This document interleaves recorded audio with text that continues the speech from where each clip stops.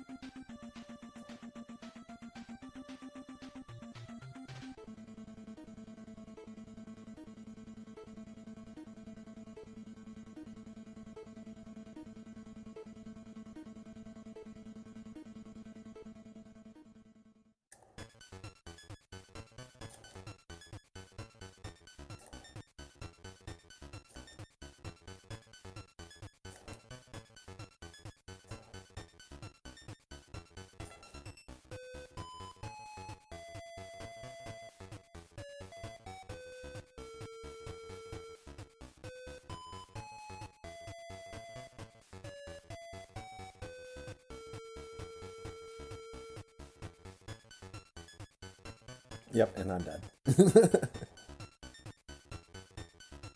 Dang. If there's anything in that room that could make that work. It could be an E-tank stuck in the wall, but it'd still die trying to get out of there.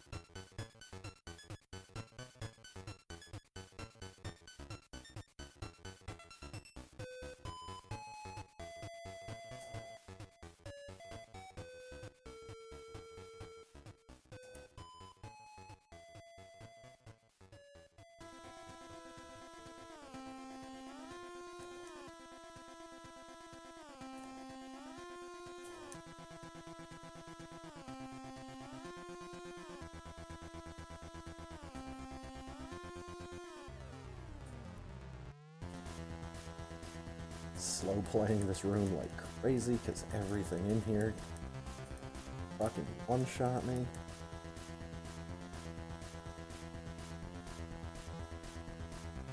Gravity pancakes.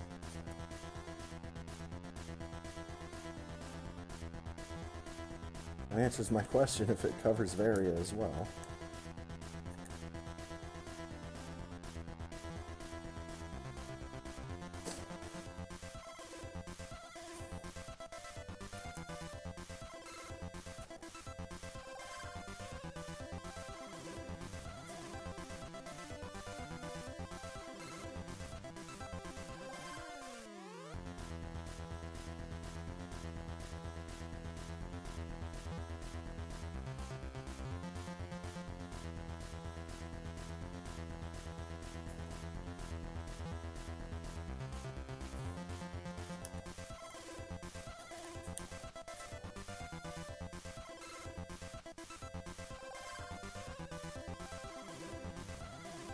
Oh wait, I have gravity save.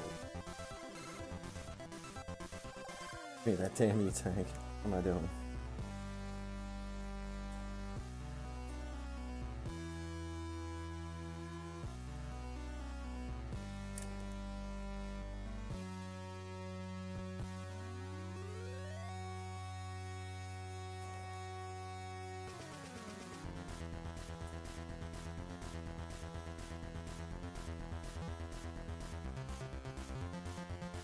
Oops. Ceiling caught the full force of that one. Finally.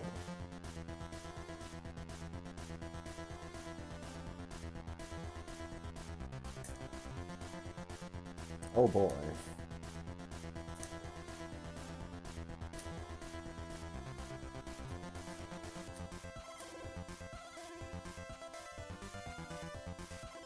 At least I have gravity and a mess of missiles.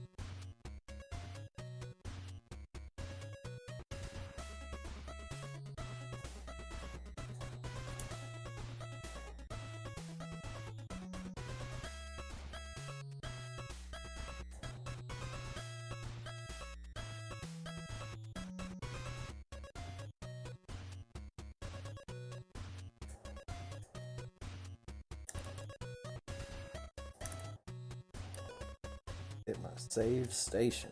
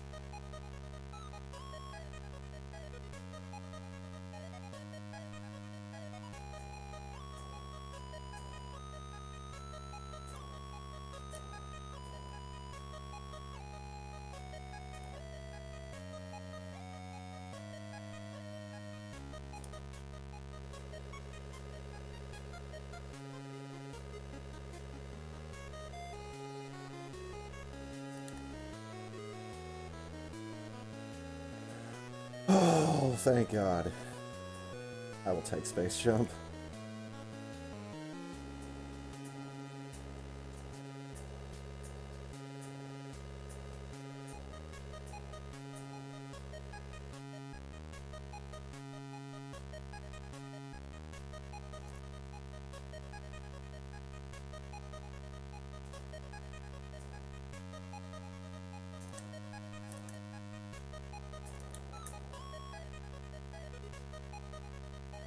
Head and save again real quick.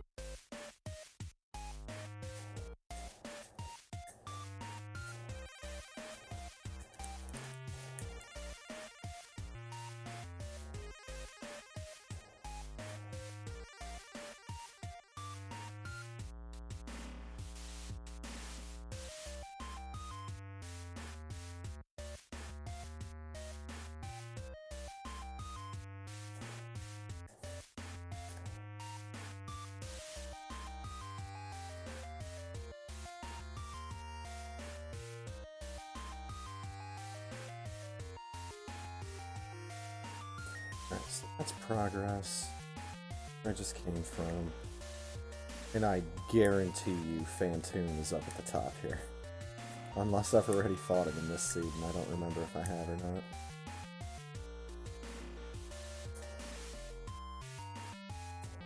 But this is the kind of door that Fantoon would totally be behind.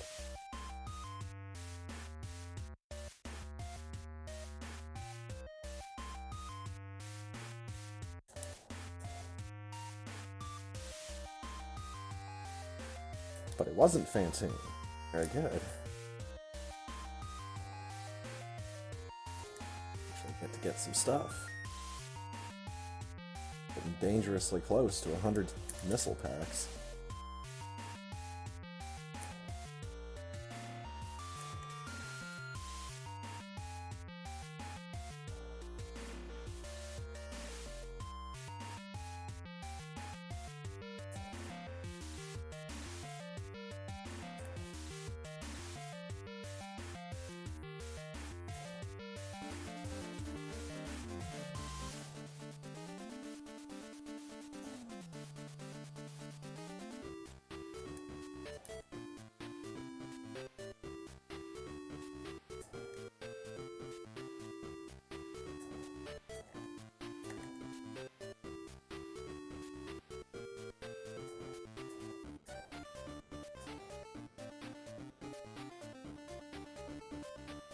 Kind of want.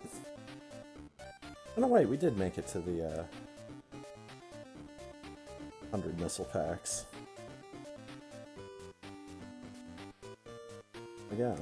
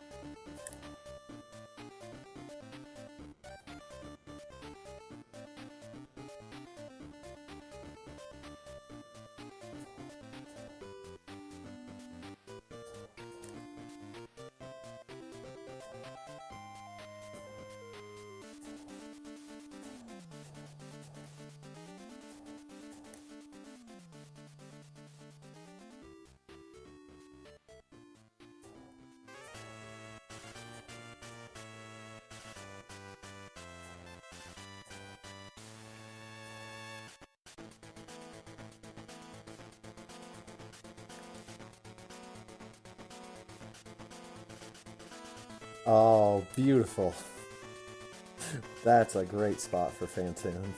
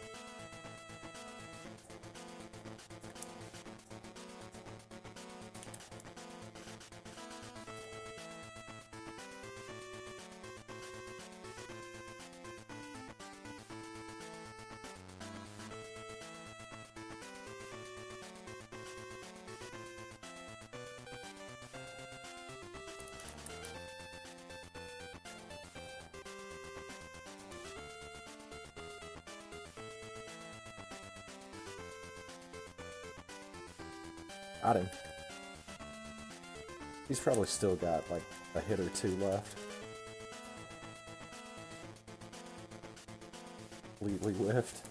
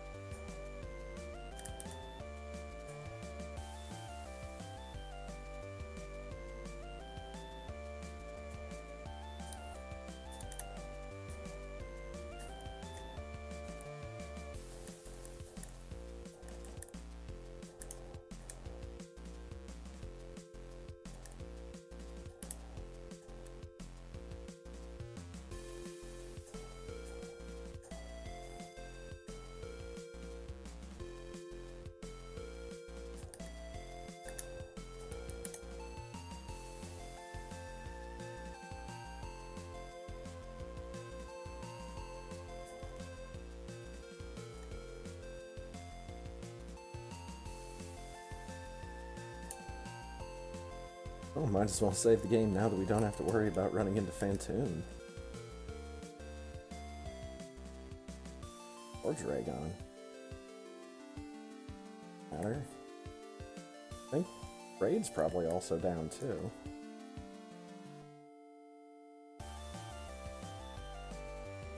Found him pretty early.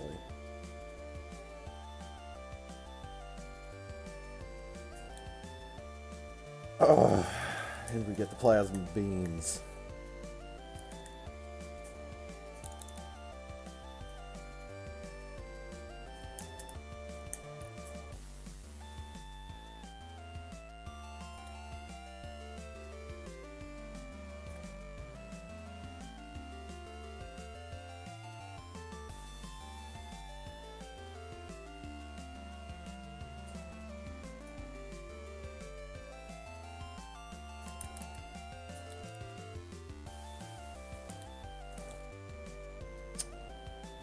Right.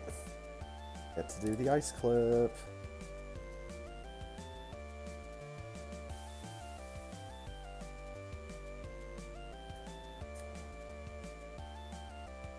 Hello, buddy.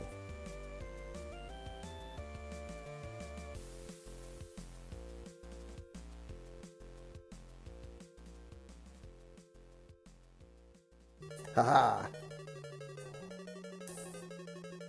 I fucking love the ice clip, dude.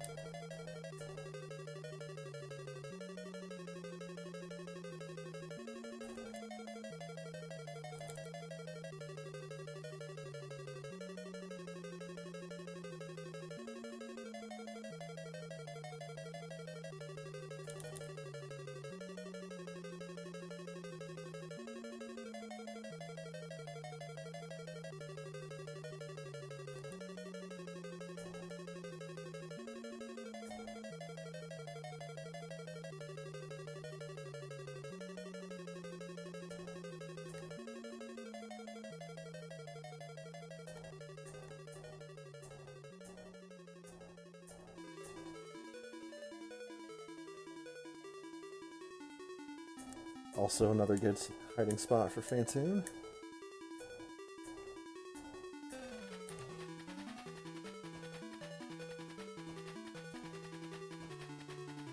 Progress.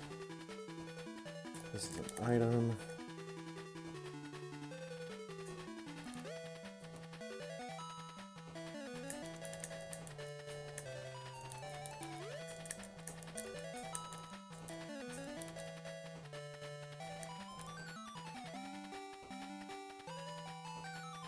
It's an E-tank. Dove want.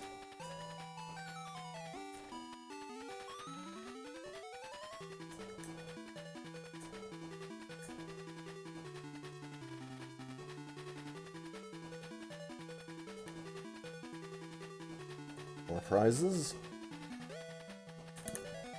Nope.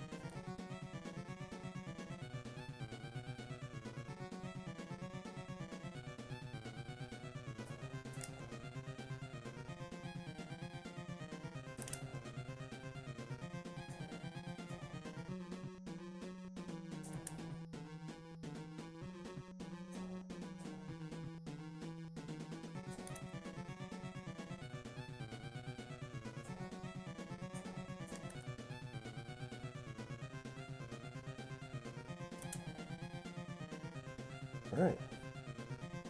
Worthwhile diversion. have to start looking out for left door.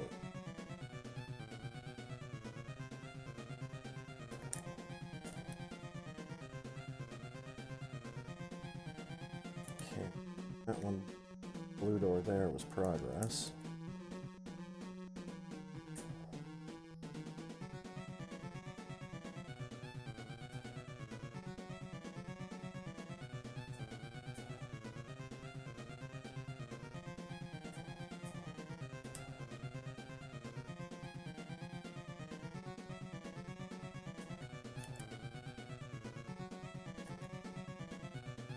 I believe I'm oh wait, no, that wasn't the save point. No, the save point is the one on the bottom right. That's right.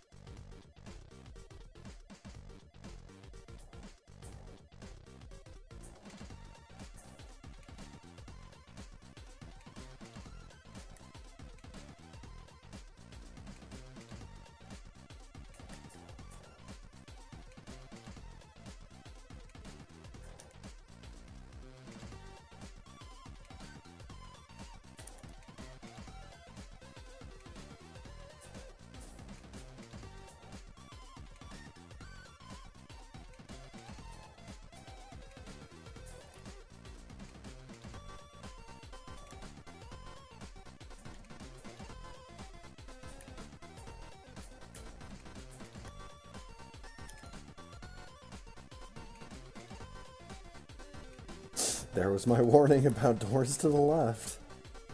Jeez, I did not think we were just gonna smack right into it.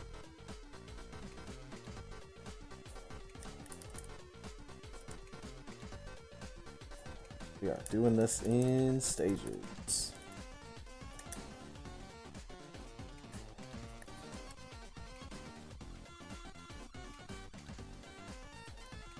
Break all the Zepatites.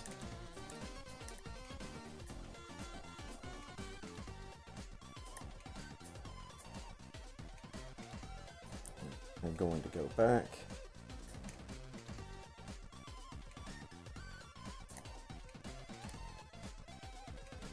Alpha missiles.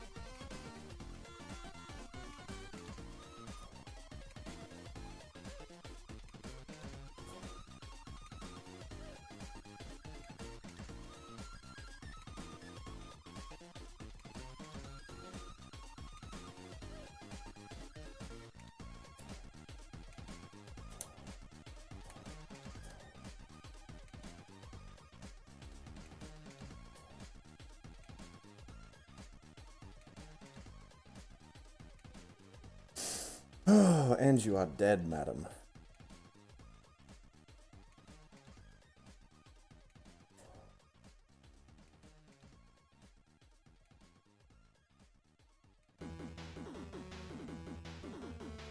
I still have 15 missiles.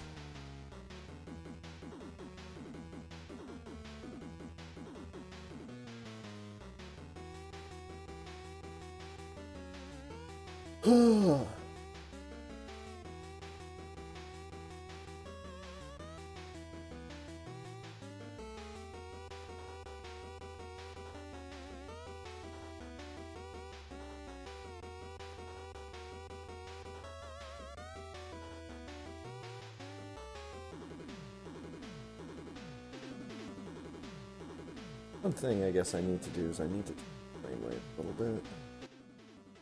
Turning it down. There we go.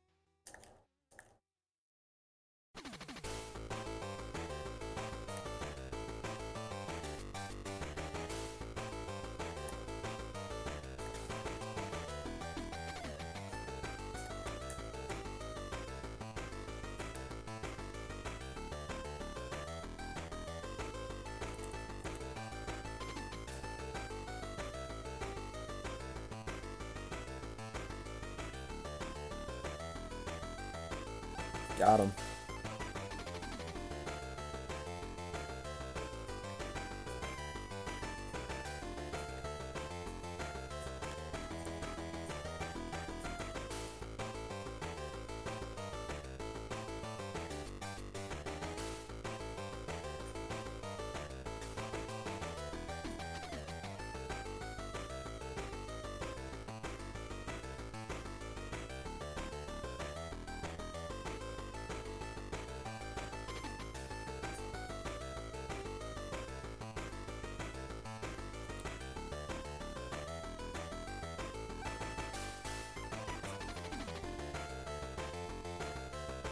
I have to say, I'm starting to run out of escape rooms, game. Come on.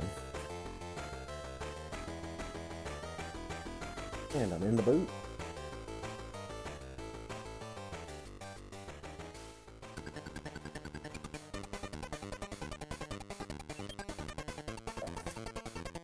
Good. Feel like I haven't beaten a rando in a while. Definitely not in one sitting. This is from like a week or two ago, I think.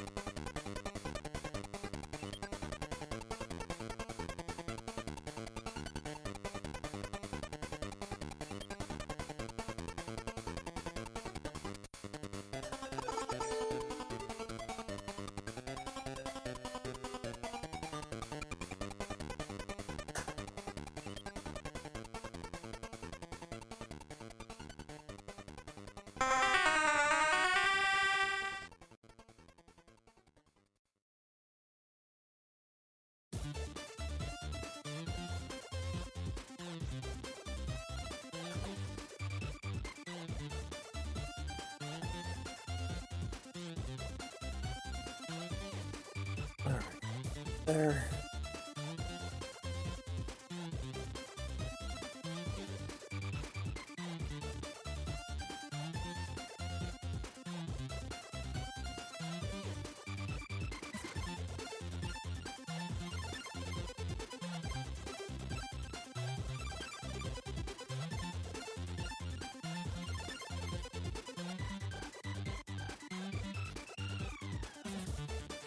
Sick.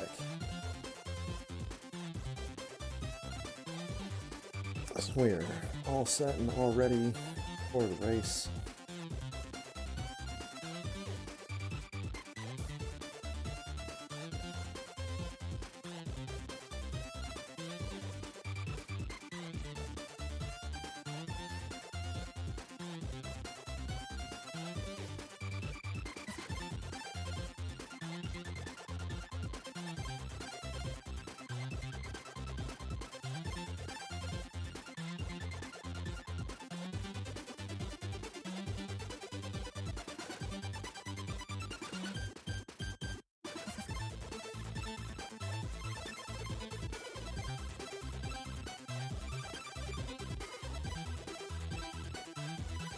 All set-erific.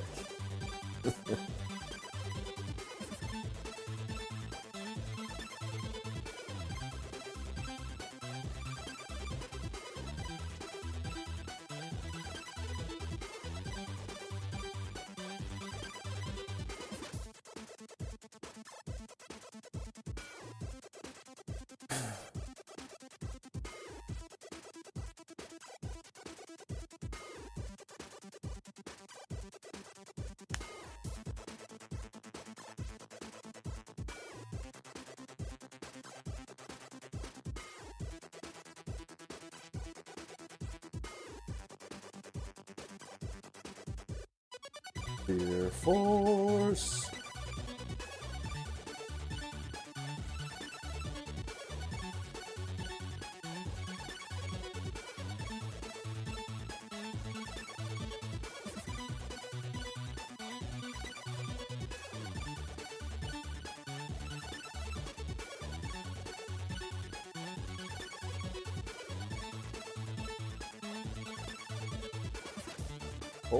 %.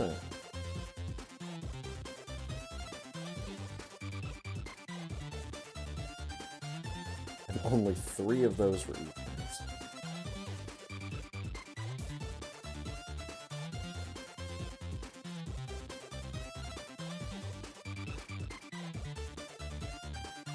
As soon as I got that third E-Tank, I'm like, well, with the way that the seed is going, guess I'm gonna end up fighting Mother Brain at, like, minimum required health. Fair enough. God damn it.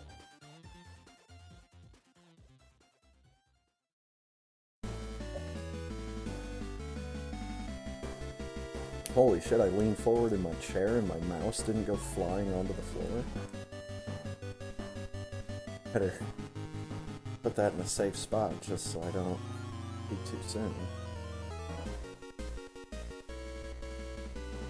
Take 2 bottles into the minimum required. Yep.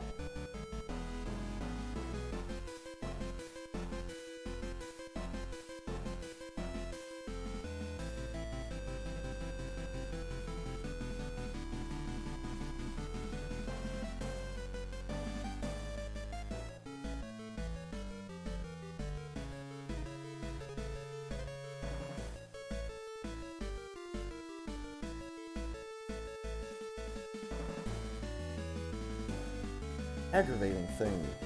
Don't have any, like, snack food. It's real easily obtainable. No chips. Yeah, I've got, like, sandwich fixins, but I don't have any bread. Like, I've got meat and cheese that I can snack on.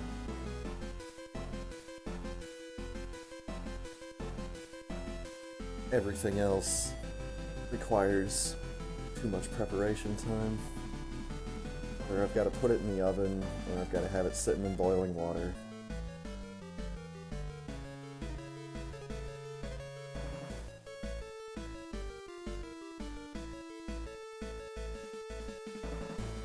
And, like, I don't really want to make the ramen, because I don't want to have to scald my mouth in order to get food.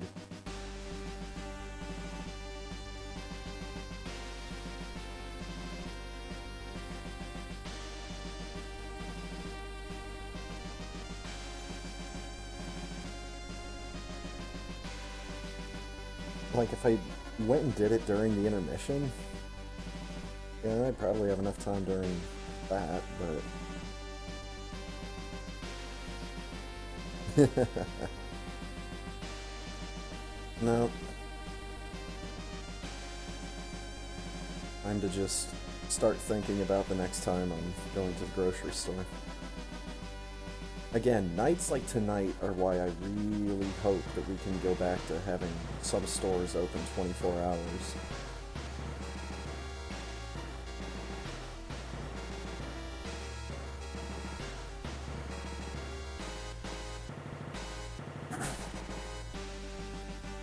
As soon as we can get back to having some stores being open 24 hours a day, this will not be an issue.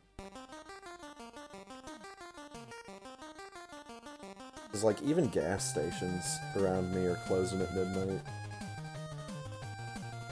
And that just kind of sucks. On this, like, one night in particular.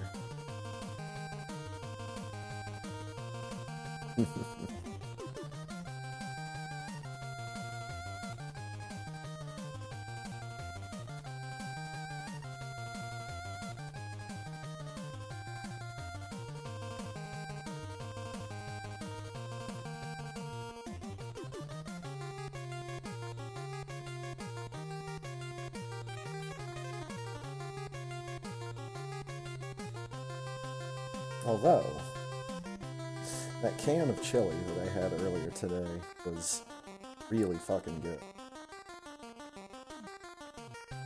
Or dashing a small bag of chips, just what the doctor ordered.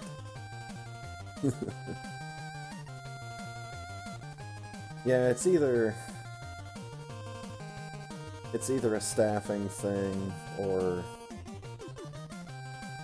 it could actually be related to cleaning and sanitizing. I know the hours on my store didn't change.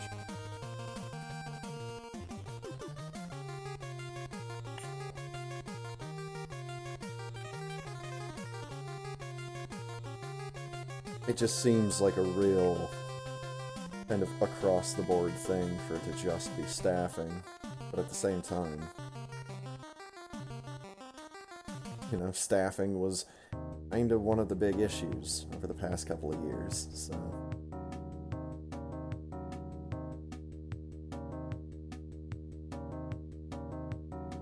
It's so funny. I love how there's always some kind of fucking job crisis when I have a job. Periods of my life where I've been unemployed, it has literally been just about impossible to find a job.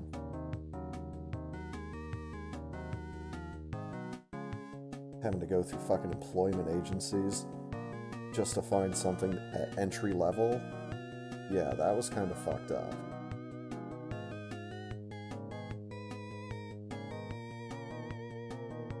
Guys, I'm not even looking for, like, a super well-paying job. It's like, I'm a fucking teenager and I just need to find something. I put gas in my car.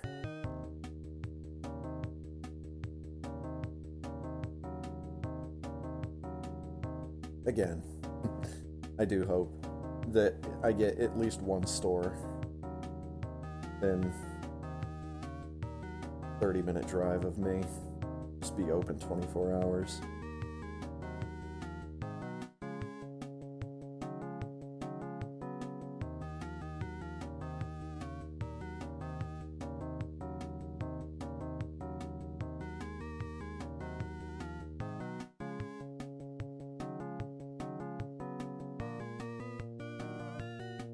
I mean, like, I could still go out to get, like, fast food somewhere at, you know, midnight or 1. Choices would probably be a little bit limited. Once again, probably due to staffing.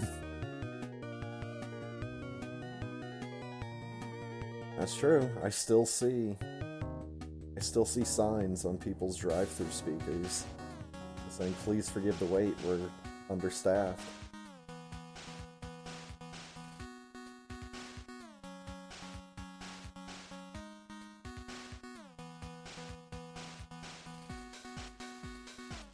And it's funny, because for, like, fast food jobs, there's not really a work-from-home option.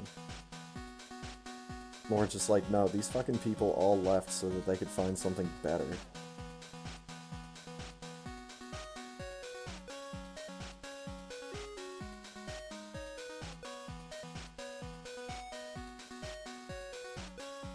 It's no wonder they want to start putting robots in the kitchens of fast food restaurants.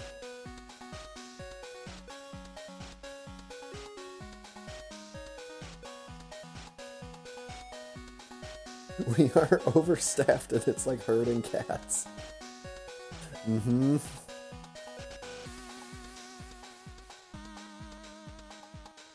We've got 2 people manning the fry station, we've got 3 people on the grill.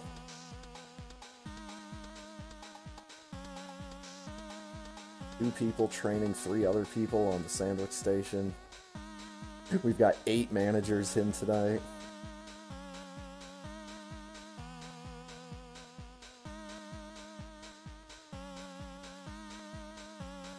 Fast food place staffed so fucking well they actually have a maintenance person.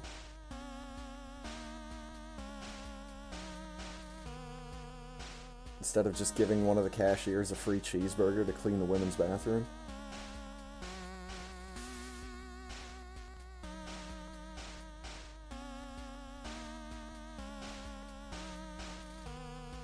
And I will say right now, if I don't get anyone in for the race, I will just do a run with the timer. I think that is pretty much my my default if no one shows up for the race.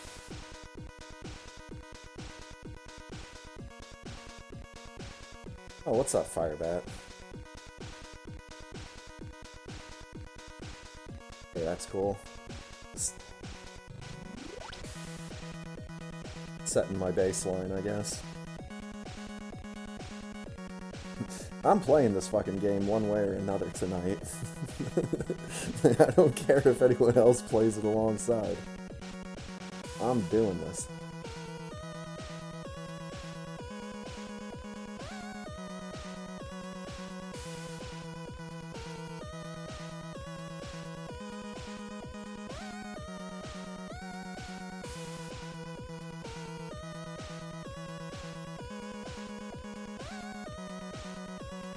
Let's playing this fucking game. Is Spazer Crab Swedish? Let's playing this fucking game. Check out my speed.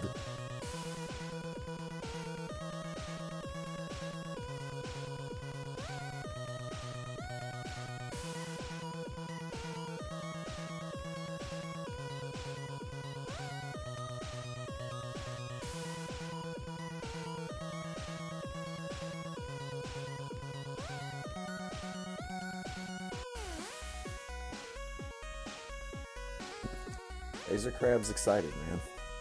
Who can blame him? I guess time is drawing near enough. Probably consult with a computerized top hat about what character I'm actually going to be using. And hey, speak of the devil. Mega Man X! Okay.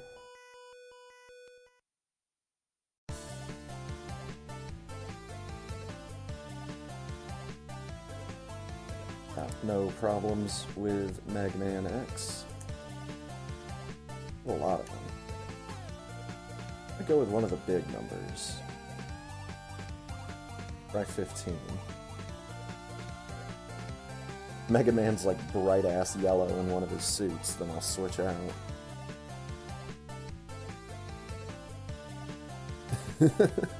Been trying to hack X2 the past couple of days. Oh man. Best of luck with that, first of all.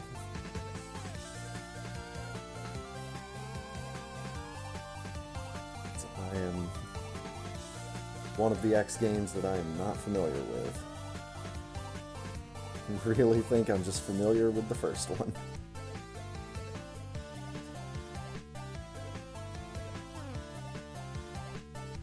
I mean, I know a lot of the music from like X2 and X3 because for whatever reason that stuff was super popular and really easily available back in the back in the good old days at the turn of the millennium for some RPG Maker purposes. Give it a HUD and make a practice hack for it. That's cool. It'd be really helpful.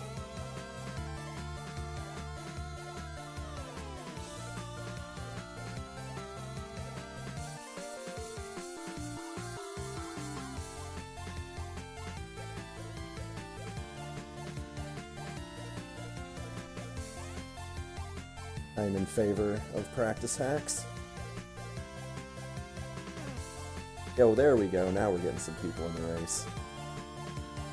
Good stuff. I'm going to take my quick restroom break. We'll be back in time to set the goal, unless someone else has a burning desire to do so. Possibly pun intended, and I will be right back in just a little bit.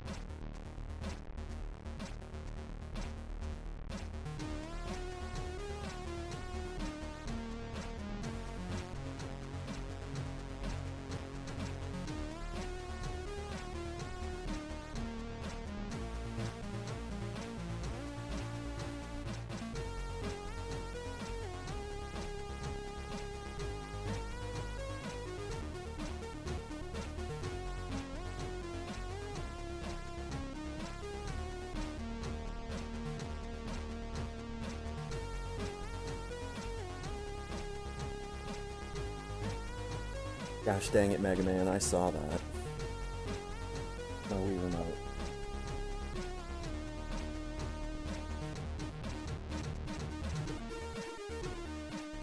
Can't have Mega Man flying directly in the face of something I said.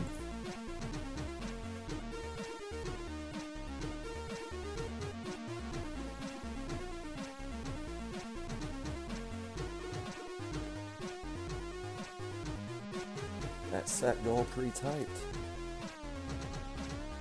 That is already ready already. It's like a little bit of a palette preview.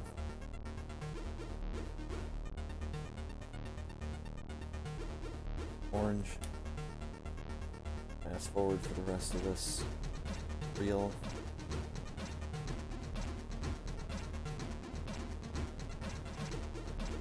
This is the gravity suit reel.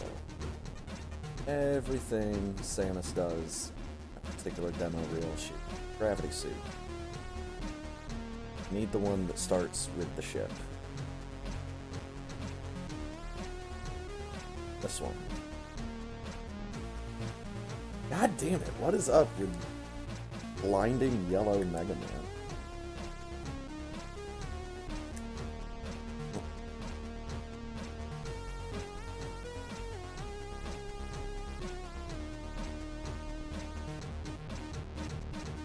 Giving you one last chance, Mega Man.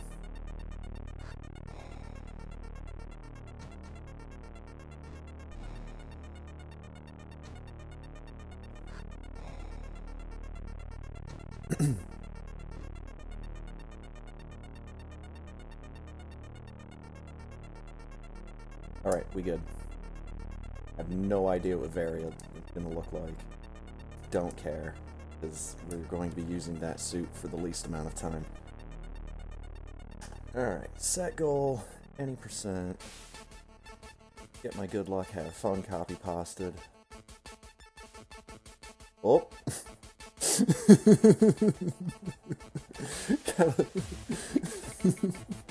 I'm always worried about doing that. Like, I want to fill the whole line, but I don't want to take up that second one.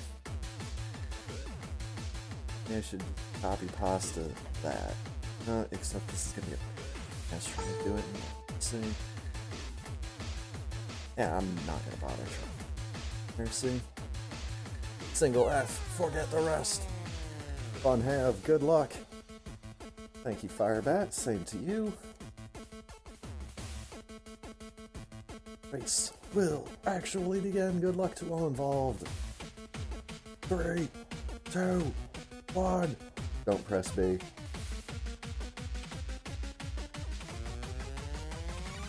The number of times I've pressed B there is non-trivial, and it's slightly embarrassing.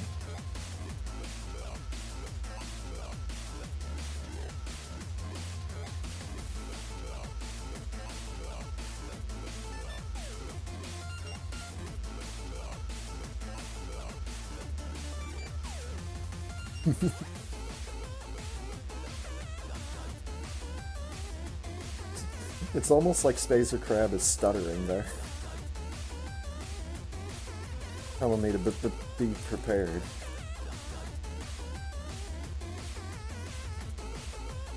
Bloop. Bloop. Bloop. Bloop.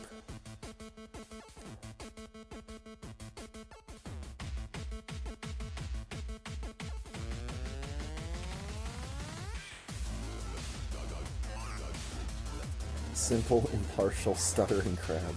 I don't know how impartial he is. Spacer Crab seems to hold a grudge.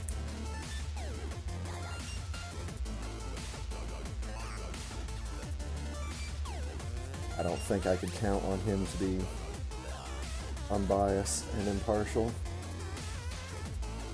I think Spacer Crab is going with whoever's got the most money. The literal highest bidder. Yup.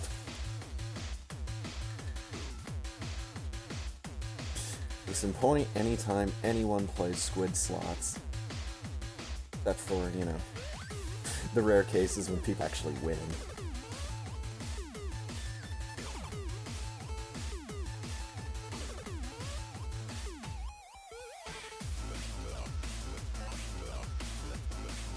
Speaking of which...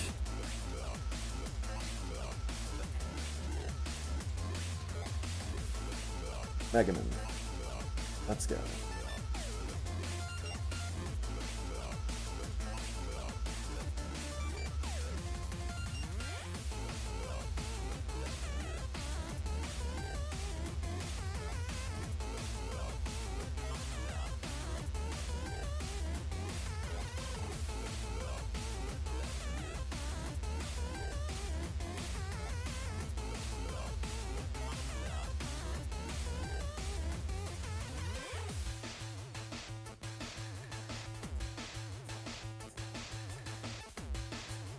Wow, the last pit. Oh! Slid right over the elevator. Somebody buttered the elevator. Find out who did this.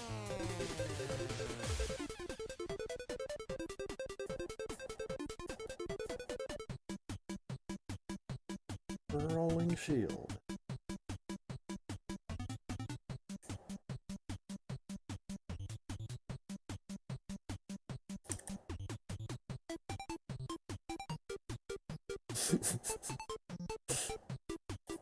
Make room for the buttering the elevator.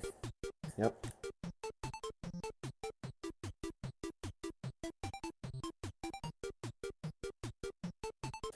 Telling you, the unnecessary buttering of things must surely be considered a crime one of these days.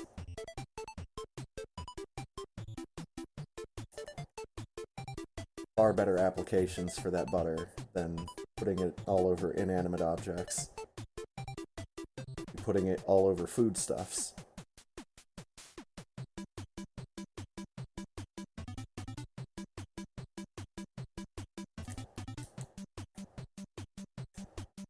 Oh, all the pits. All the pits.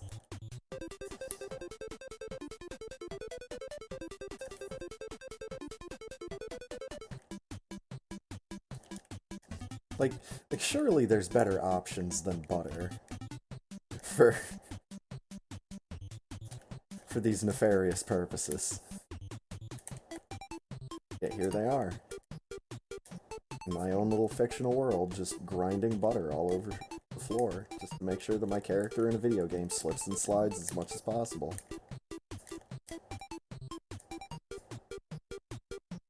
Can't believe these guys.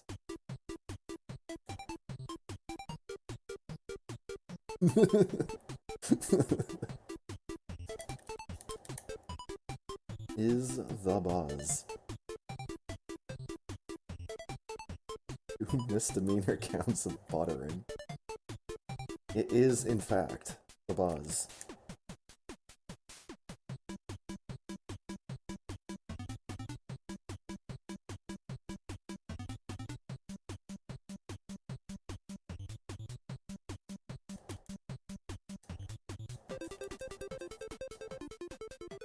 What? Statue Birdman. Get back.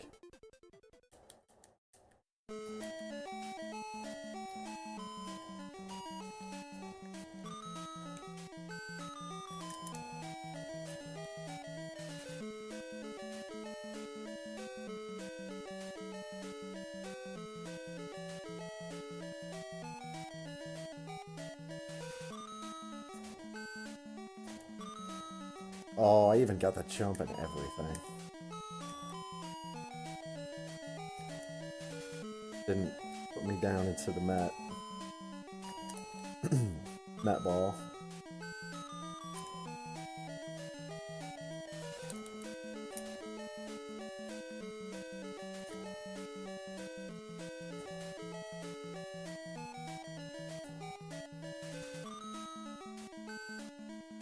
I either threaded the needle or I'm gonna take some bad damage, maybe?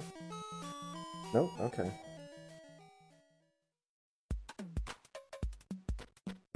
three things that can happen in that situation, and two of them involve me not taking damage, so...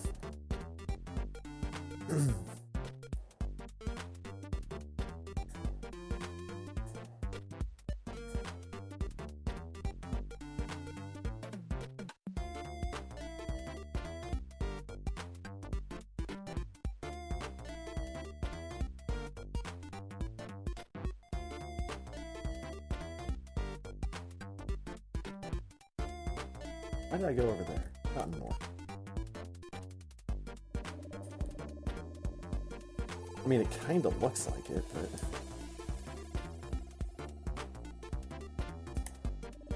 I should be used to goofy palettes by this point.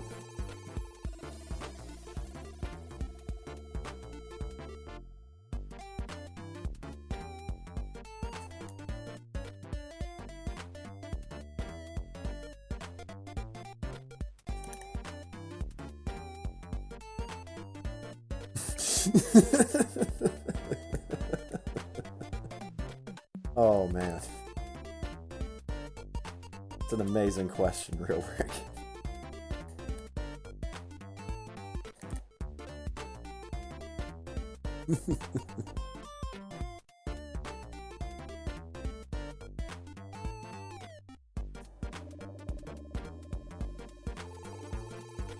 There we go.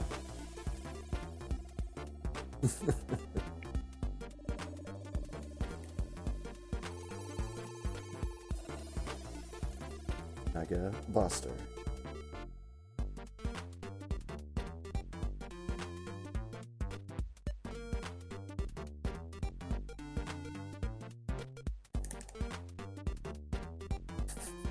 Where is your deep butter thoughts? Oh my god.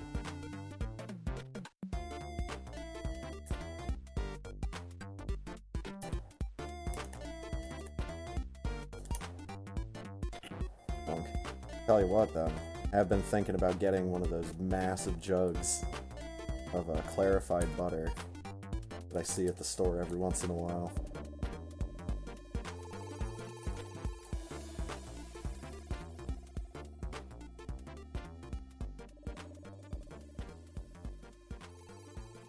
I would, oh my god, I would eat my own head in clarified butter.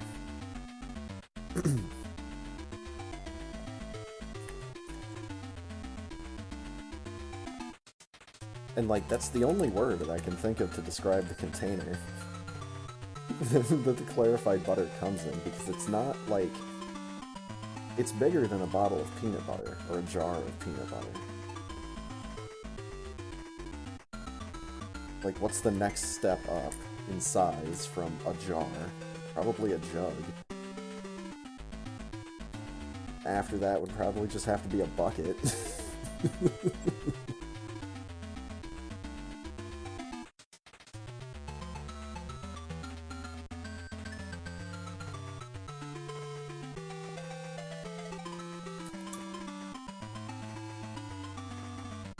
Maybe a tub. I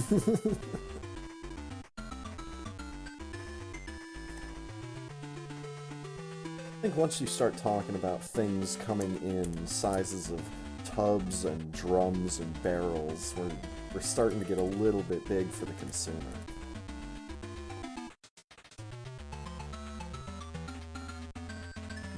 Even jugs is cutting it a little bit close.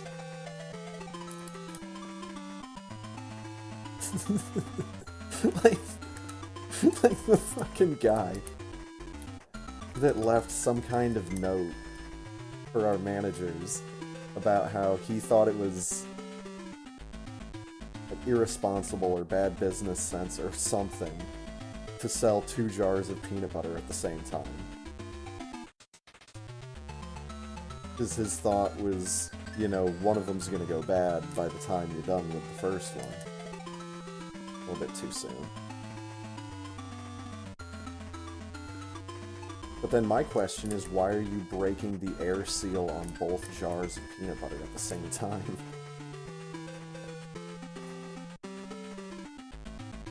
That freshness seal is there for a reason. And if you're going to a store that sells in bulk for just your, like, weekly groceries, you're kinda doing it wrong. Unless you have a big fucking family.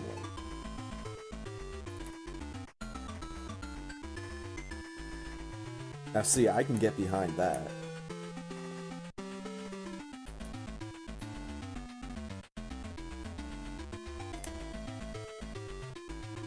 Like, you're gonna have people over, it's like, yeah, this is the one where you have to portion out the peanut butter with a knife, and this is the one where I just stick stalks of celery in it.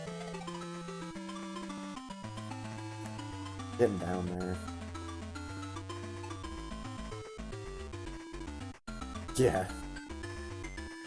Dog will put their entire face in a jar of peanut butter and not care what the expiration date says. It's all fucking sugar and oil anyways.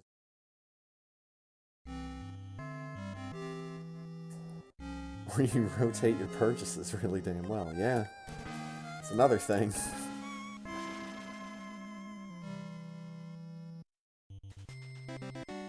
Like, see, I understand it for, like, disposable stuff. Like paper products. And I guess we have better prices once you break it down, like, by a per unit basis. I think we have better prices on a lot of stuff, but not sure how many people are sitting there with their fucking calculators trying to figure out this and that.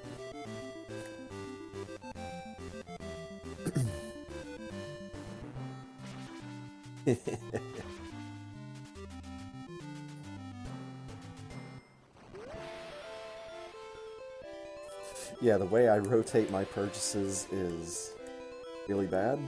Because it's, okay, I'm going to the store for actual food and stuff that I can use for meals. Then once I'm out of that, I have a grocery store trip that's, okay, I'm gonna get nothing but snacks. Just fucking bags of potato chips and jars of peanuts. And, like, maybe a loaf of bread so I can make sandwiches.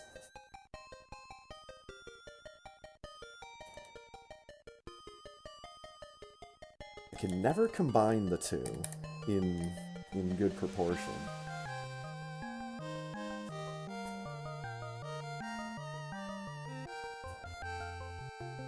That's been the real hard part about having to buy groceries for myself. Especially when I try to keep it under $100 per trip. Because I can real easily go to the grocery store and spend $100 and have it all be eaten within like a week and a half. If that.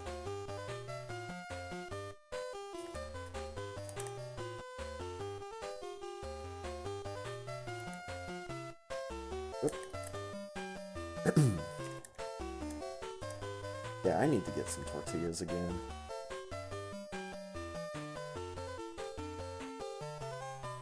I used to just take a tortilla and smother it in peanut butter and then put a banana in. Wrap that shit up and eat that. Wasted my last super opening up Speed Booster, but that's fine.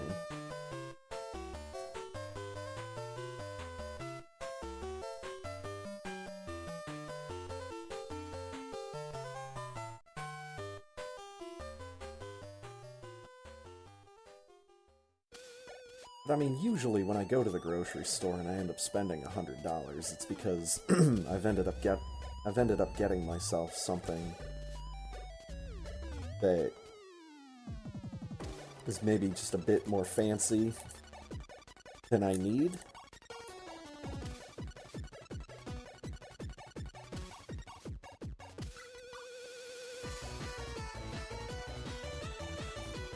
Either that or I just need to find out what grocery items are the most important.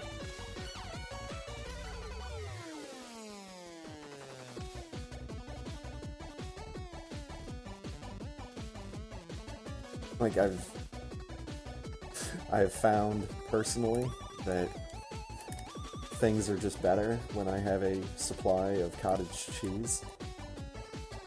I find that stuff to be delicious.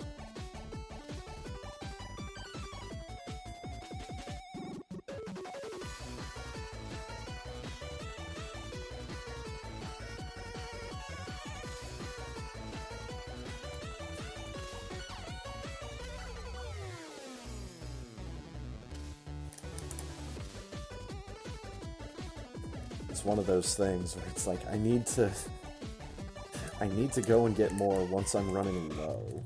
Not once I'm out, once I'm running low.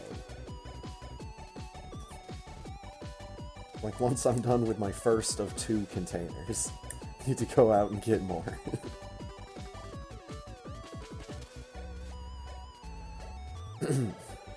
One of my favorites has always been cottage cheese and pineapple.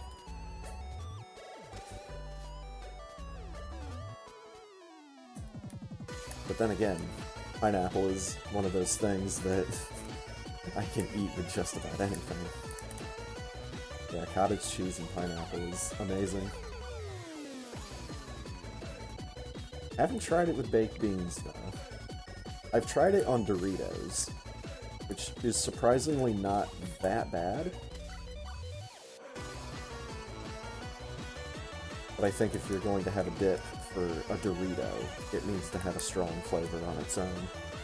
And cottage cheese isn't really supposed to have a super strong flavor on its own. Yeah, I would just spoon like a little dollop cottage cheese onto the Dorito. I didn't want all the orange Dorito stuff streaking up my cottage cheese.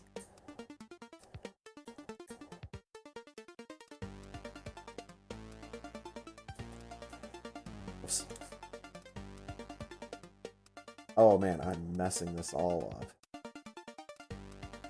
I thought I was charged already.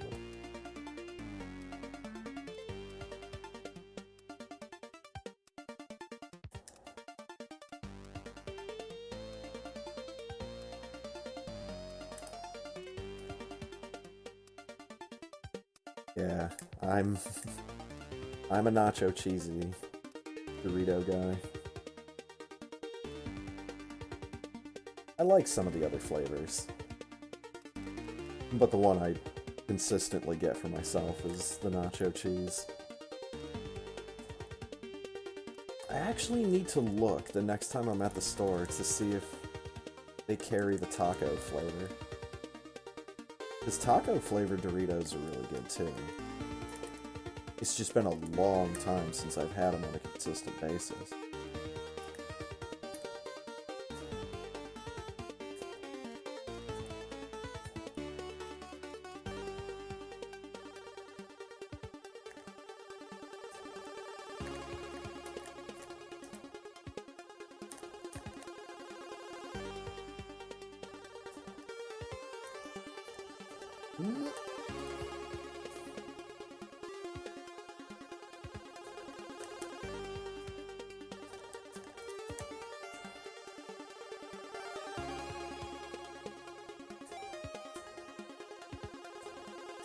Oh, let's go.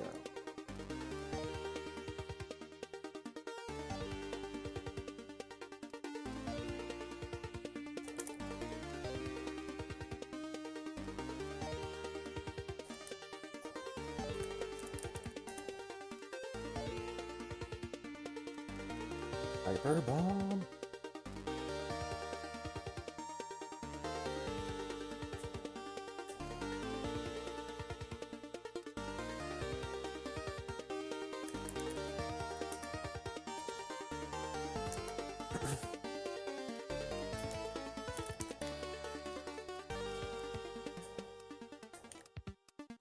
Let's go. Yeah. If I can get out of that power bomb room without having to shoot those little guys again, I will take that. I will take that chance. Got okay crabs.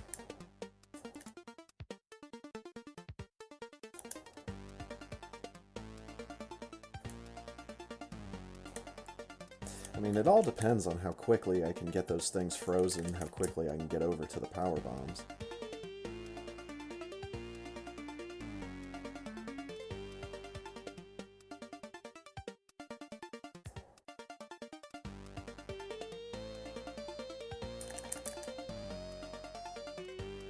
Blam.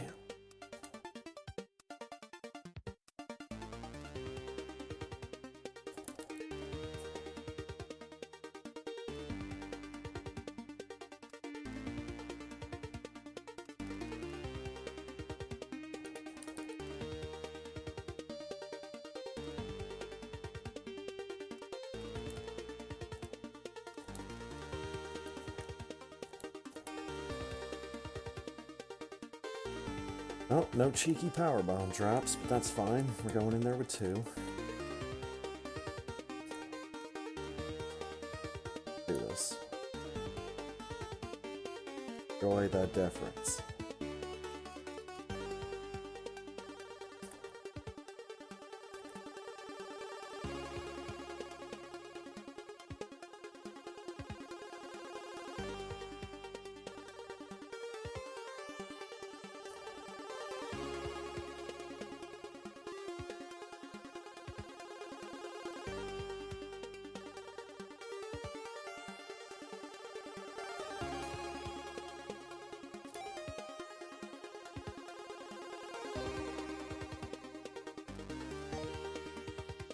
There we go.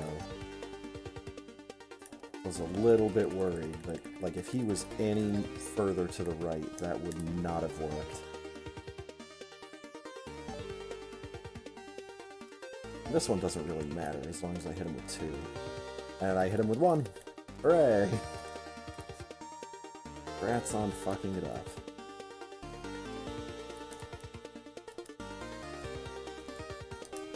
Well, as soon as he shows back up, he's gonna get an eye full of missiles.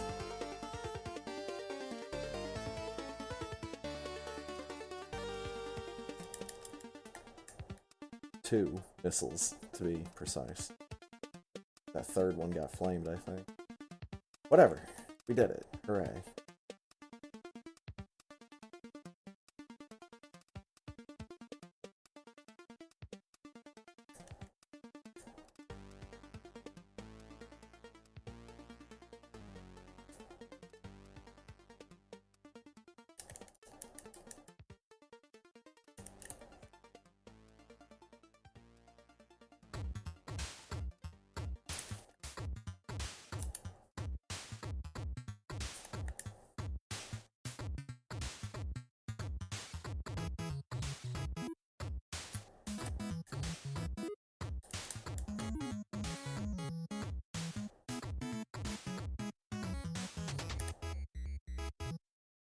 Sniper missile.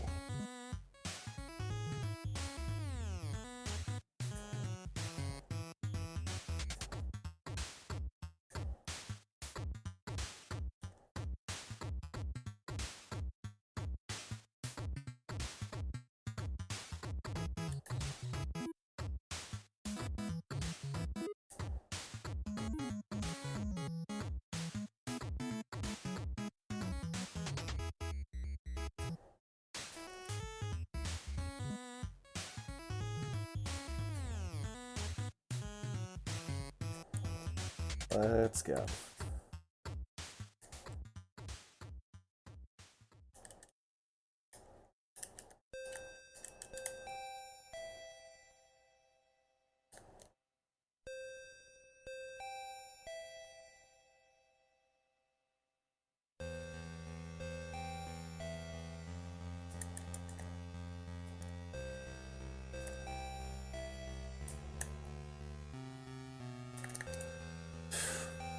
Way too high by the time it activated, and I just went to the ceiling anyways. Gosh dang it. Dang, right as someone forfeits from the race.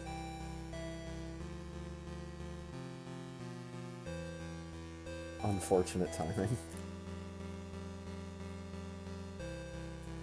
Yeah, and I don't have the helmet upgrade, you're right. I have to get Have to get X checked out between levels here. Be on the password screen.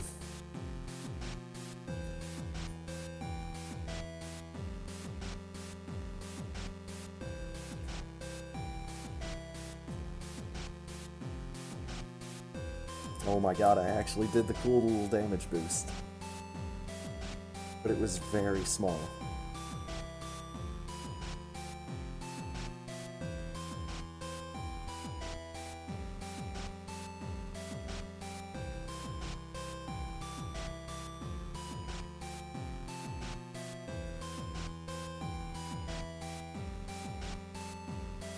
How many fingers am I holding up, Mega Man?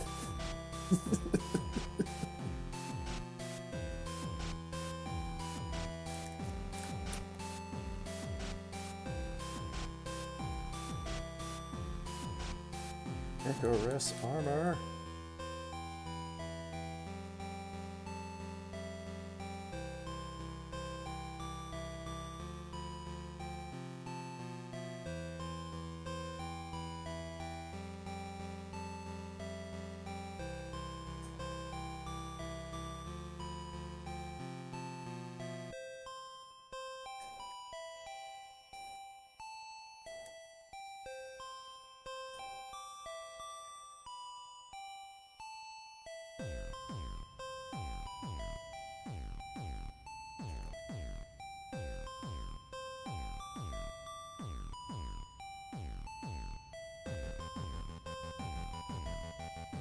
Yeah.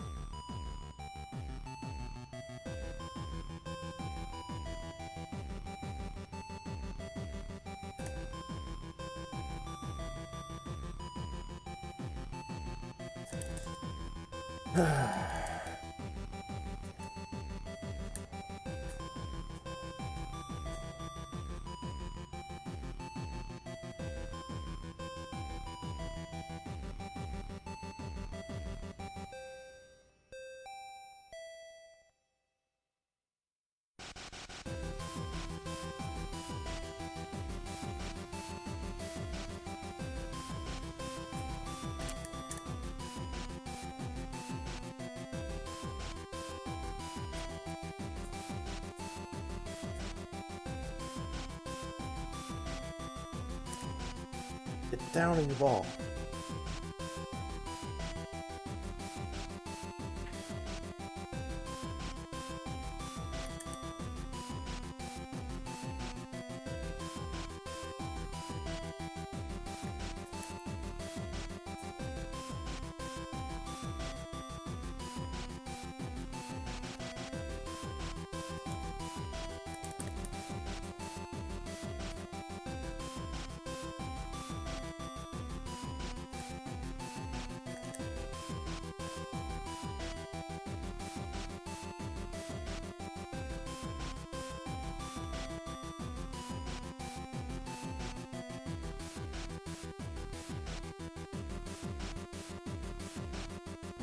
Ooh, Razzle Dazzle Forest.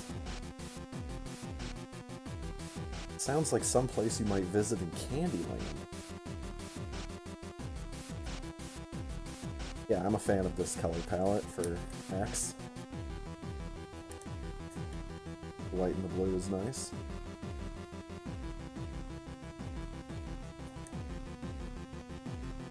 Oh my god, walking in that forest would be fabulous.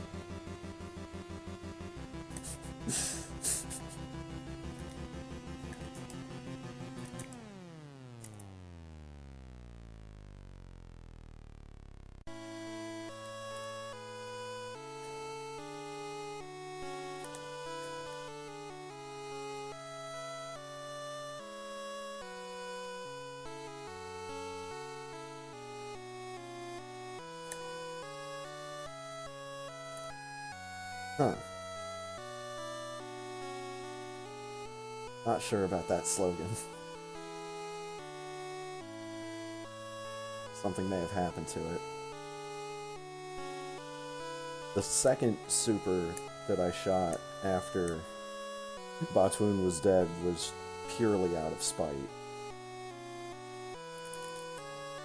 Fucking Noodle Dragon is one of my least favorite enemies in this game.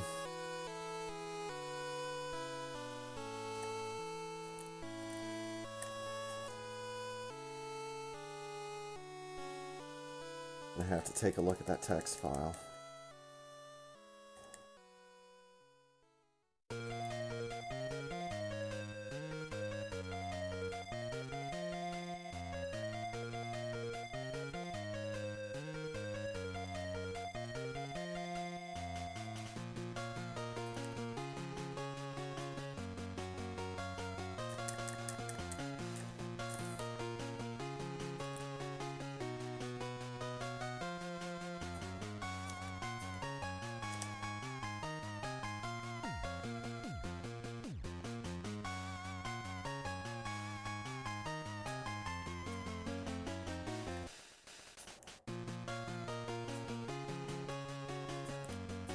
Oh my god, get out of the fucking sandbox, Axe.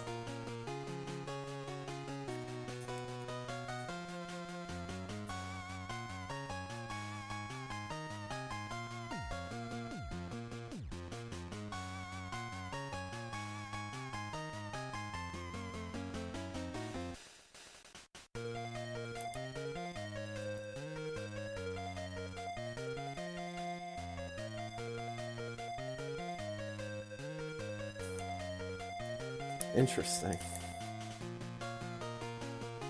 Also, who the hell's Devin? Yeah.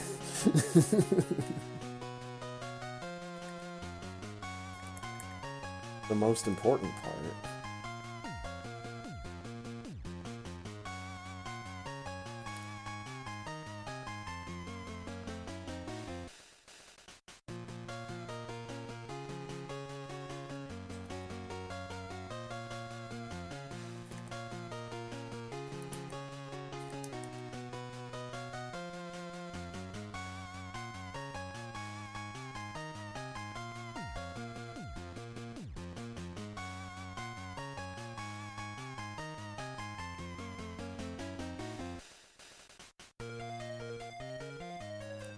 Oh, what the shit? God fucking damn it. Let me the fuck go. Ugh. Most irritating thing in the fucking world. Well, good. Glad we didn't leave out Dragon from fucked up boss fights.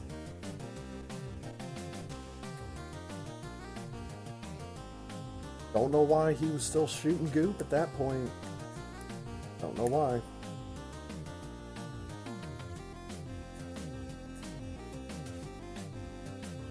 But that's kind of fucking nonsense. Buzz. Oh wow, I got the Discord notifications at the same time for once. On my phone and on my desktop. Good.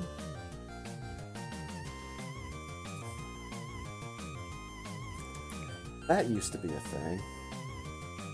I'd get the notification on one, and then like 5 minutes later, I'd get the same notification on the other one. Not exactly sure why that was.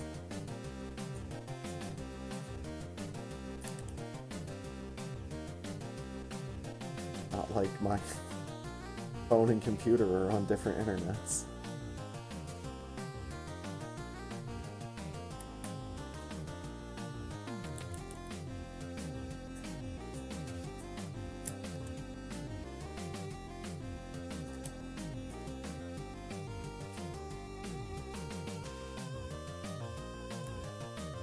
Oh, let's go.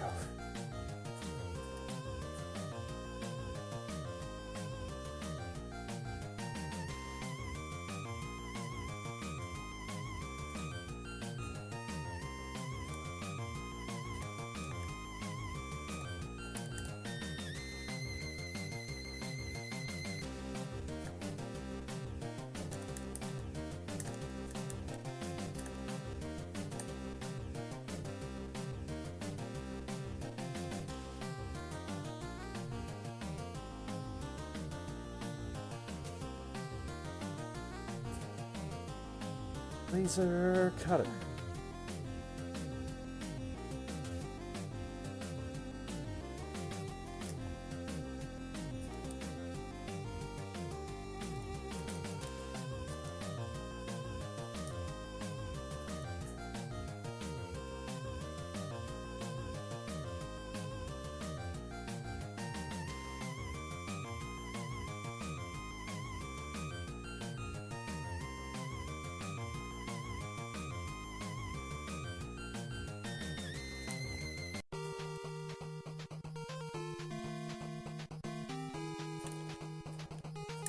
kind of want.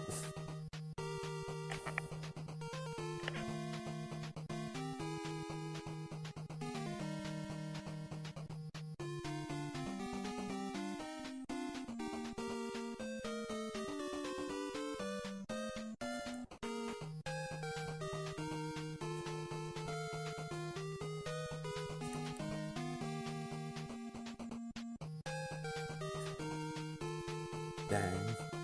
Another forfeit.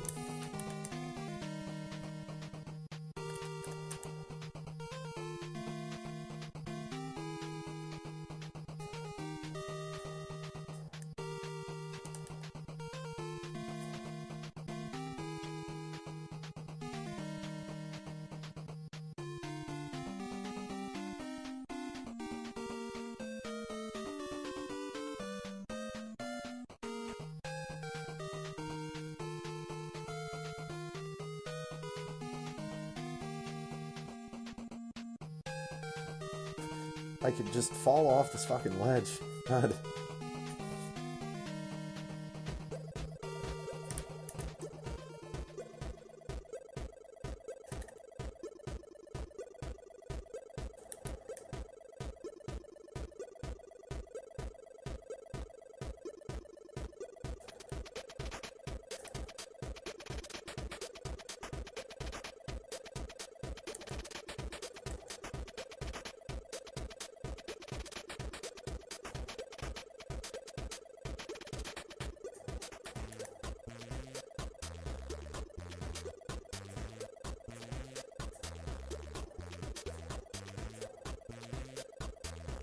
Thought I made that.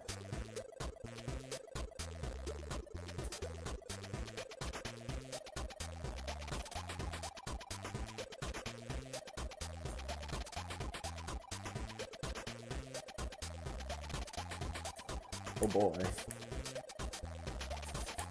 This looks like theoretical math.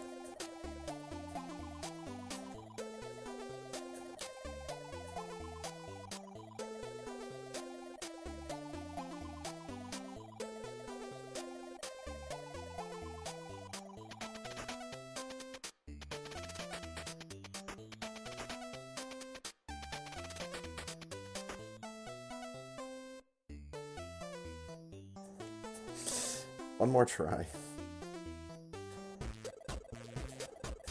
Still no, but I at least made the jump.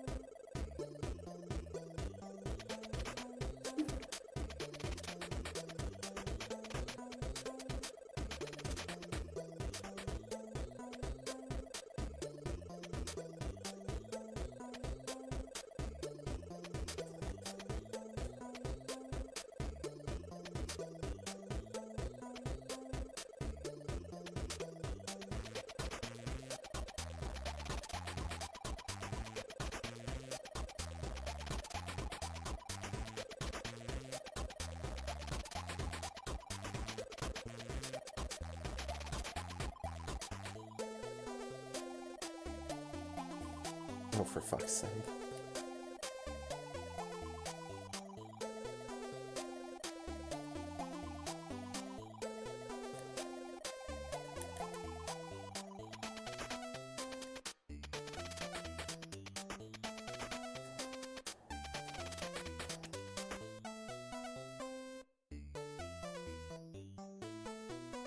Oh, now there's the color I can get behind. Oh my god. Sounds delicious.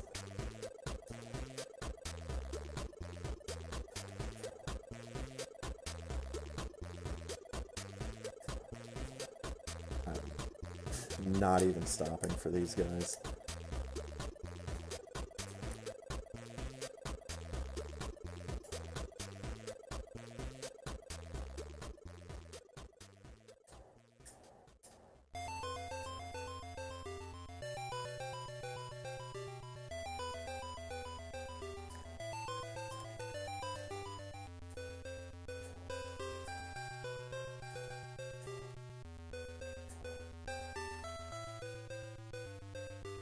Yeah,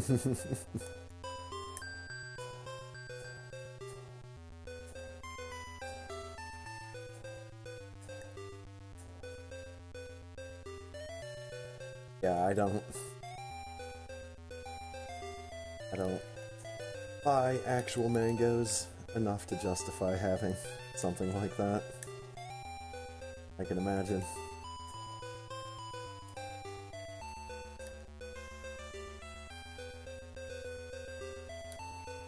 Honestly, I need to get more produce in my system on a regular basis anyways.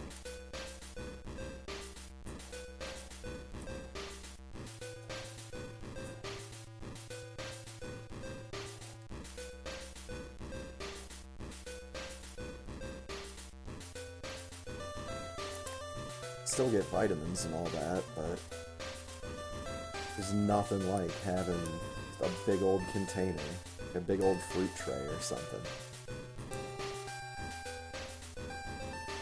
Just like a big old thing of grapes, strawberries or something.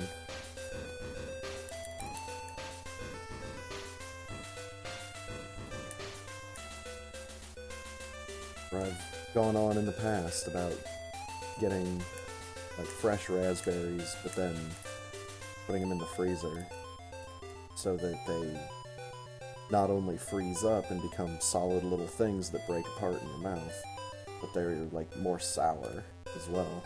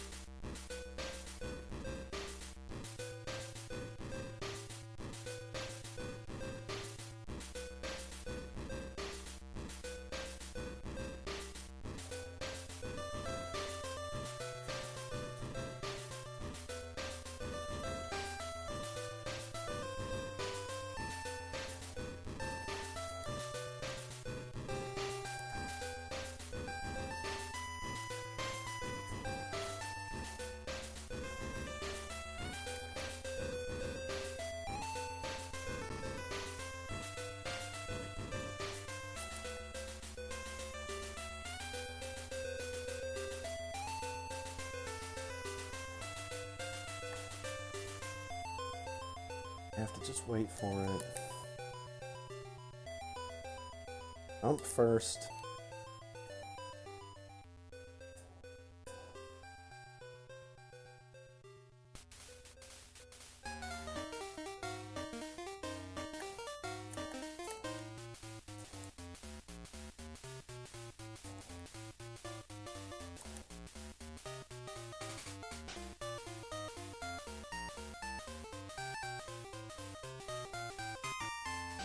Blah blah blah blah blah, get up there.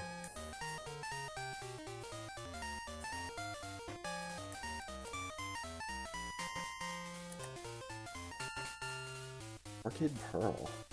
Pretty. Wah.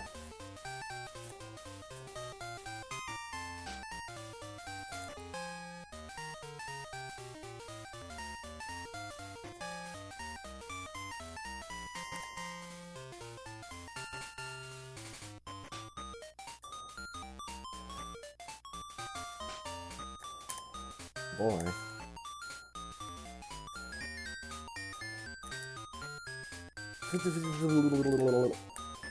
There we go.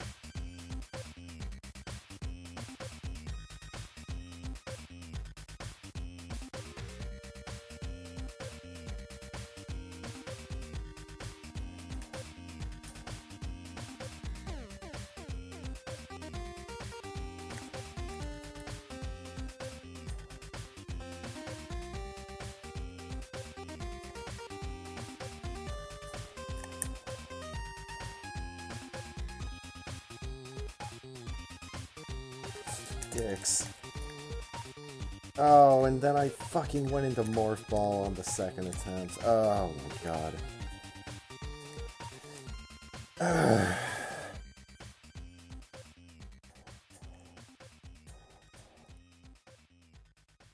Please.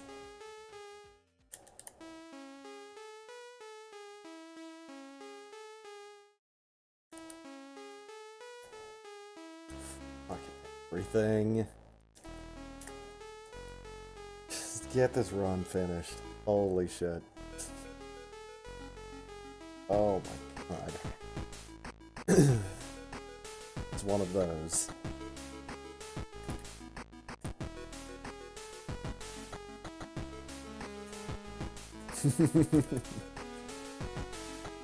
Hell yeah. That's all that's important. I'm gonna finish the game and get the best ending.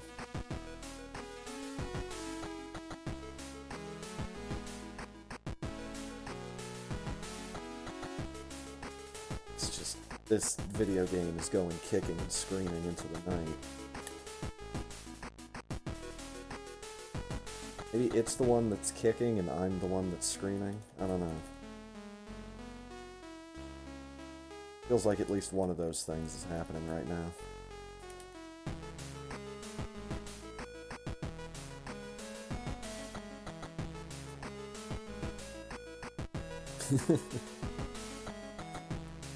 Well, wait a minute. How many people do we have in the race? Because we had 2 people forfeit. Thought we only had 4. We have 5?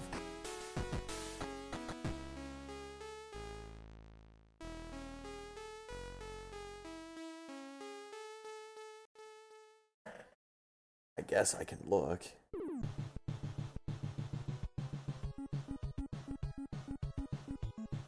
Yeah, Mr. Fox earlier forfeited.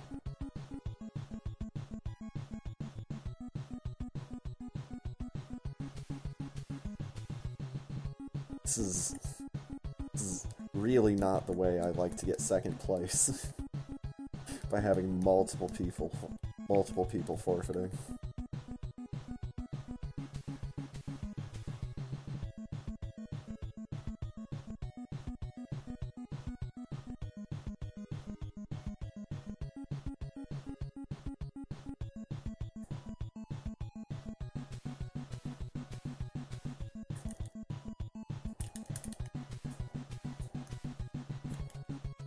Fuck, do I need to crack my other thumb? You usually don't have to pop that one. Oh, I did. Normally it's only an issue with my left thumb, which unfortunately is the D-pad thumb.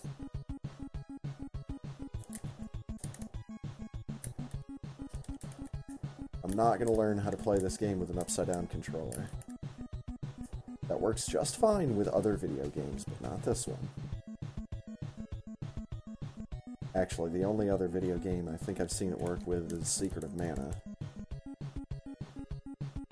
And that's with a single player controlling at least one of the other partner characters.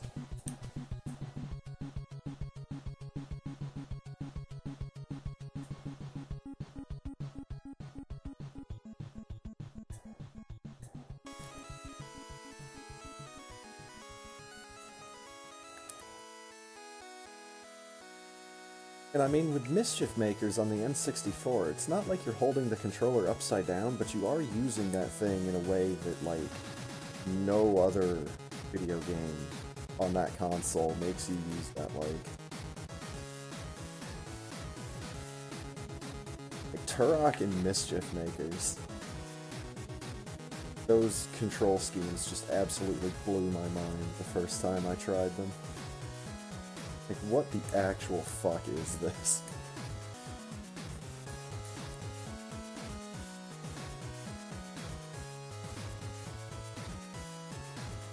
Why a hand cam is a must-have for Mischief Maker speedruns, because that shit is just ridiculous to look at.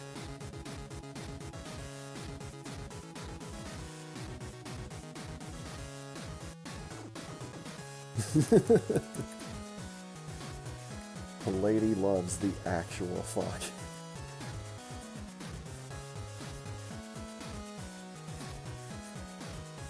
I'm sure that could get misquoted and taken out of context.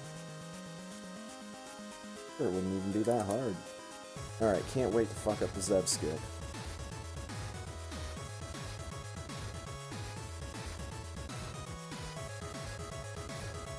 Yep, fucking called it. Couldn't spin jump after taking the damage for whatever stupid fucking reason.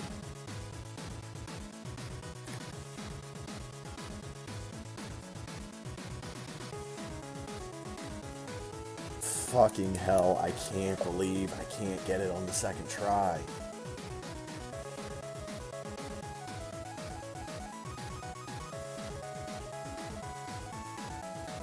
Fuck, that's what I did the second time, and it just didn't let me in. I don't know if I'm just, like, not jumping high enough, or if this is a stupid trick. I mean, I'm pretty sure that it's mostly just because it's a stupid trick.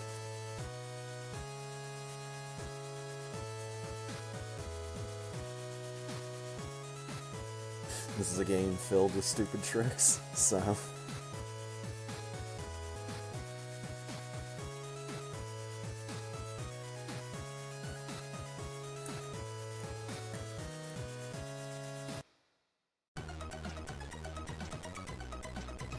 I know, right? What the fuck? God damn it, let me cheat.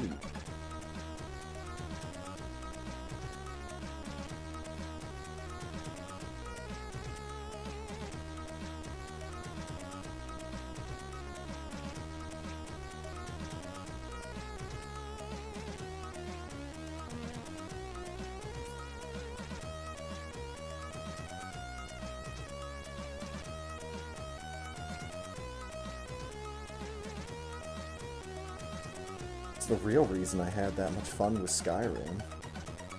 They just let me open up the fucking console.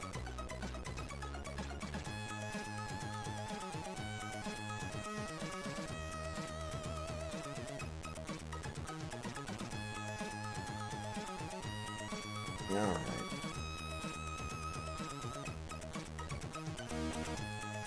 Get an undesired .time here. I really don't want to know.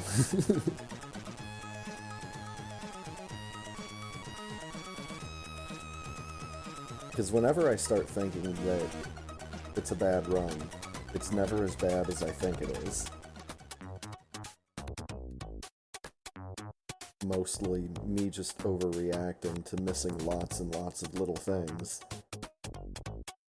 But that's the story of my Super Metroid speedrun, is I miss lots and lots of little things here and there all over the place.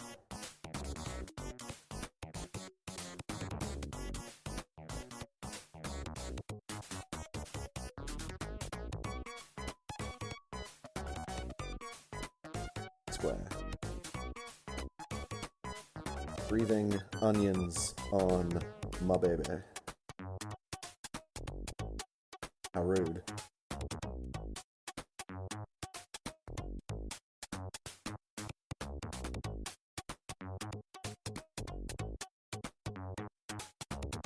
Yeah, 5740. This is gonna be cutting it so fucking close.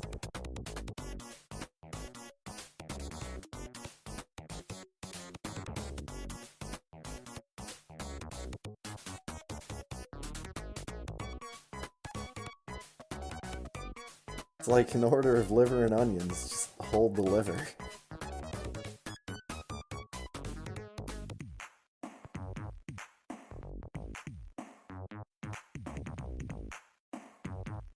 Boing.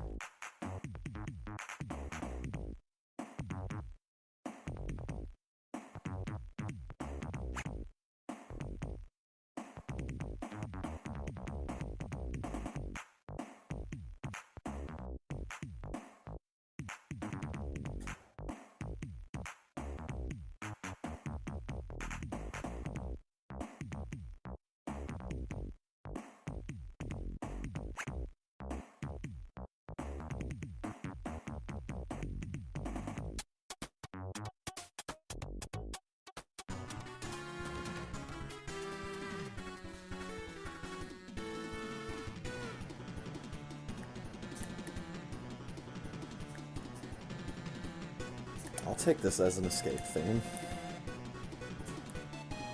Kind of fitting.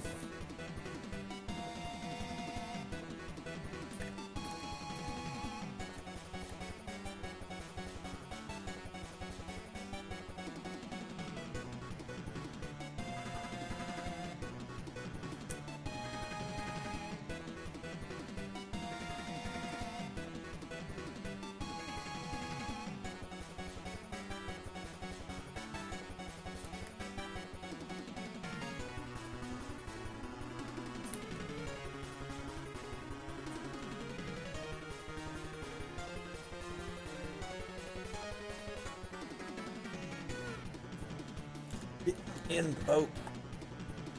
59.54. We'll take a lowercase GG for that. Oh my god. Damn it.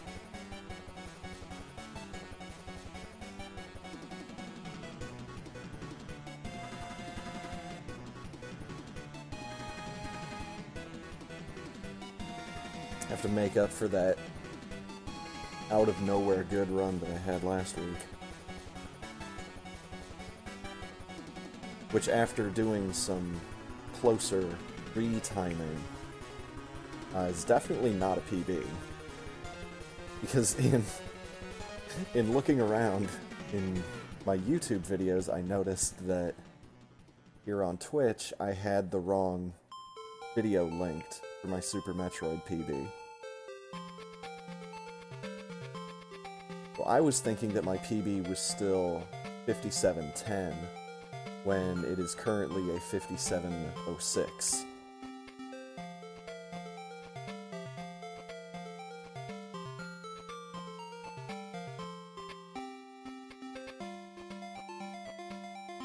But the final time of the run from last week would have been a 5710.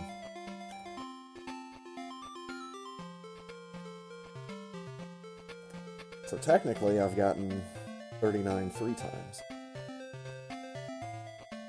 Hooray for me.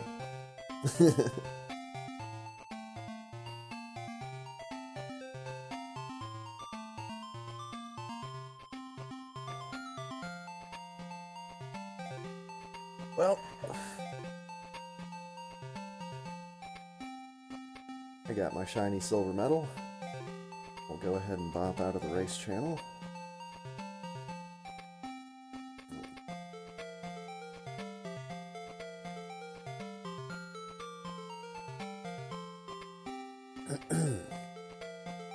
Sit here and look forward to the next one.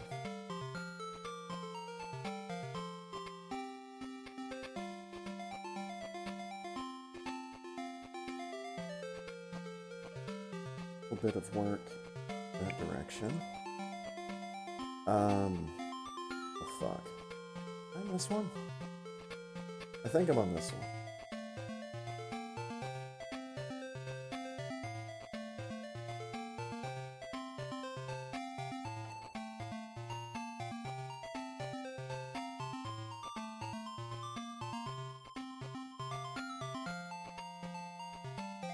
Well, a little bit of fast-forwarding has told me that, yes, this is the episode that we're on this week. Also, this is the episode I've been waiting for.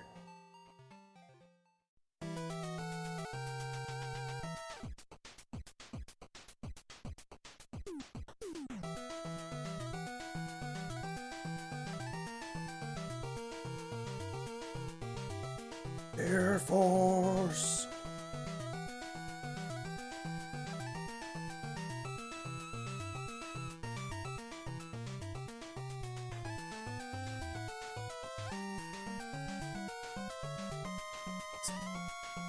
What?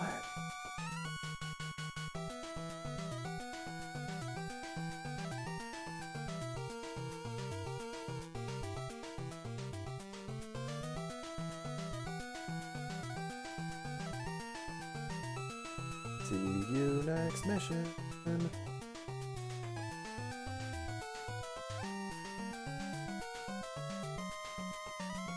The chunk over to Poppy Bros.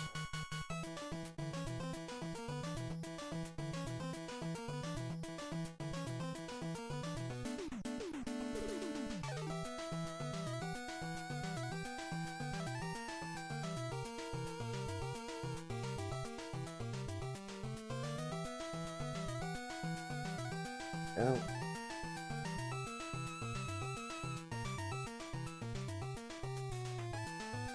Going to clear my request line.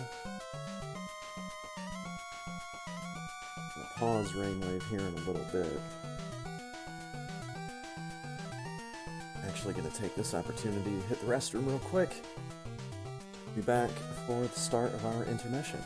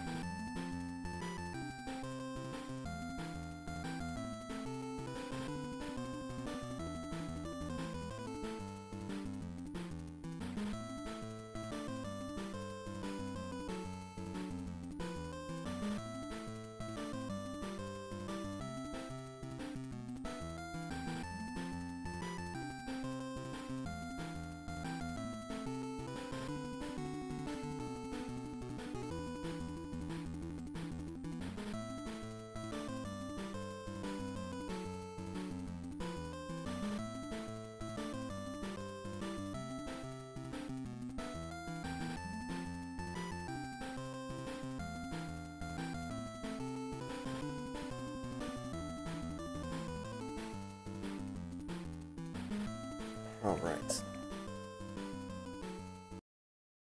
Head and pause Rainwave. Lean forward and click these dials on this big goofy TV.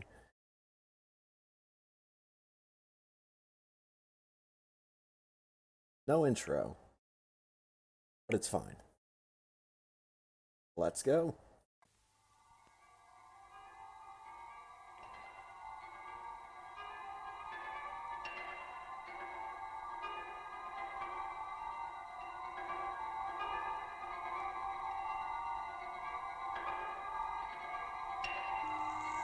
The mini-space videograph is taking a long time to warm up, Minotaur. But then it is a long way to Earth. I'm well aware of that, Minotran. 632 light years, 2 light months, and 1 light day to be precise. Another oxygen pill, quick. I can't breathe. Oxygen pill. Oh, I almost forgot. It's time to give the Earth Savage another oxygen pill. We don't want him to die before his fellow savages arrive, do we? And don't let it float away this time, Earth Savage. Now hear this. Now hear this. There we are. The MSV picture. This is Commander Zero. This is Commander Zero. New Earth Space Immigration Party prepared aboard Mayflower 3. Take off in 10 minutes. Good luck, everyone. Not a bad picture. Not bad. But you know, I find Space City pathetically primitive. But the Earth savages will make useful slaves for we lily Spatians. All we have to do is to sit back and wait for them to fall into our trap. It won't be long now. It won't be long now. And we shall be on our way to join Ross to start a new era in space history. The founding of New Earth. It's the greatest adventure since the Pilgrim Fathers way back in ancient history. According to Ross's reports, it's a great planet. I wish you were coming with us, Steve. So do I. I'm not entirely sure that I approve of a space expedition led by a woman. Don't worry, Professor. Venus has got you and Robert to rely on. Besides, don't let that pretty face fool you. She's got brains. I wish Jock thought so. It's that episode. Oh, God. The chauvinist Jock. episode. His ears must be burning. I don't know about my ears burning, but I'll go up in blue smoke soon if the hydro crane operator doesn't pull his socks up. How much have you still got to load, Jock? Just one more piece of the at machine. Should be perfectly simple, but this hydro crane operator, oh, he's almost as bad as a woman. There, what did I tell you, Professor? I see what you mean, Venus, but he's real upset. He treats that at machine just like a baby. Just as well. Without it, we'd never be able to colonize New Earth at all. There just wouldn't be enough oxygen pills for everyone. Such a beautiful planet, rich in everything except the air we breathe. And, very low gravity, too. Remember. No problem. As soon as the Atmo plant is going, it won't take long to get a gravity densification project going.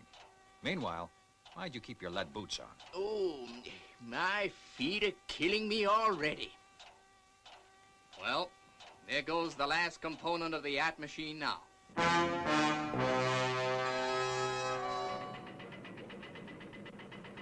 Easy, man. Easy. Keep her steady. Now you keep her like that and you'll be okay. Suffering space cat, you blithering idiot. That's done it. The dynamo's stuck in the hatchway. I'd better get down there to lend a hand before Jock goes into orbit.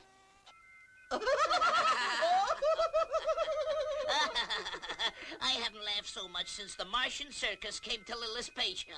A woman couldn't have done worse. Oh, Colonel Zodiac, thank goodness. Did you ever see such a mess? And we were due to take off ages ago. Don't worry, Jock. I think I've got the answer. Here, catch. I'm going to see if I can't haul it out on my jetmobile. Do you think it'll work? It's worth a try. Okay, Colonel. Right. Here goes.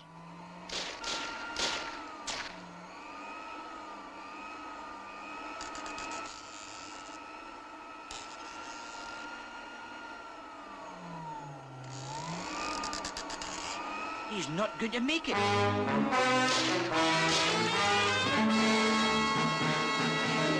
Oh, I nearly came off that time. Ah, well done, Colonel. A good opportunity to get that robot to do that little job for us. The microwave transmitter controller is tuned in. Commence control transmission. MTC active.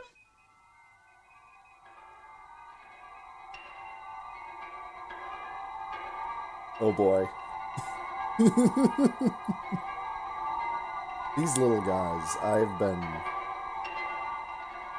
been looking forward to this one. But I forgot it was also the chauvinist episode.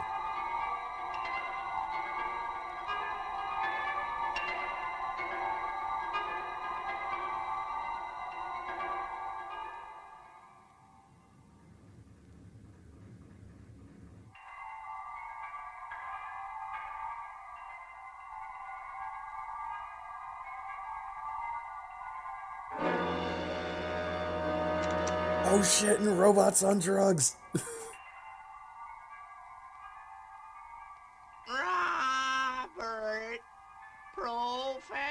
Father, put their cattle on.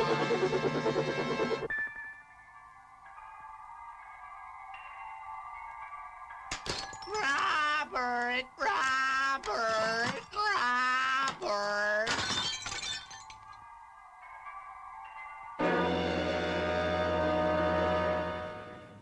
Now watch what you're doing with that valuable object. Take it carefully.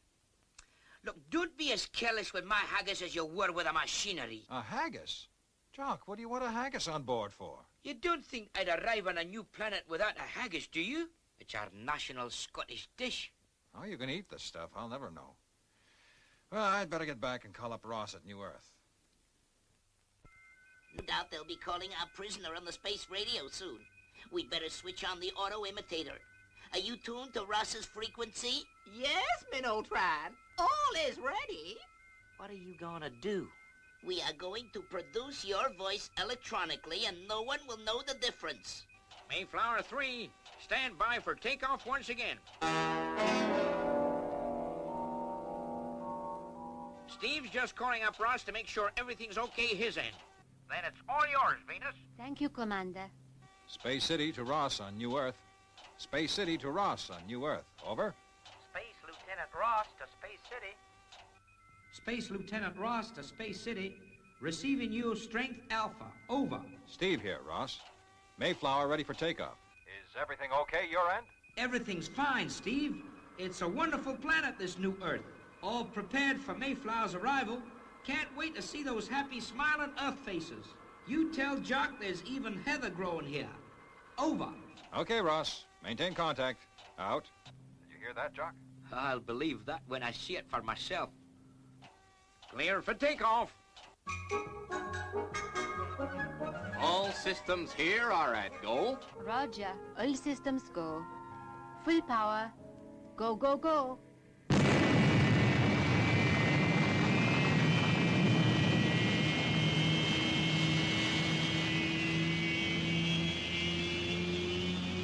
Next stop, New Earth.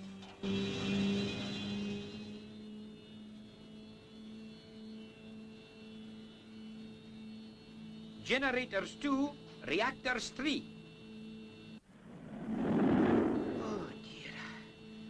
I don't feel so good. Still, what can you expect with a woman driver? Oh. Jesus. My stomach's not so good.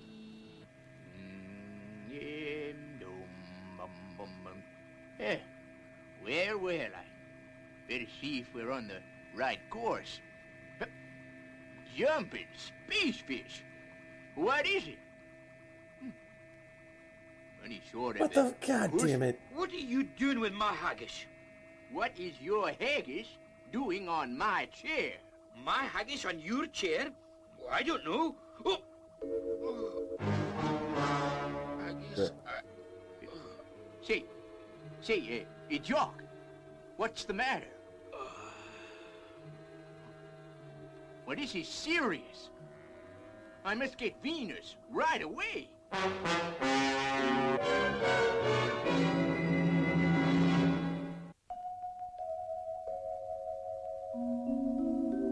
Poor old Jock. Some rare sort of disease, I suppose. No, Professor. Very common. A simple case of acute appendicitis. He's in a pretty bad way, Professor.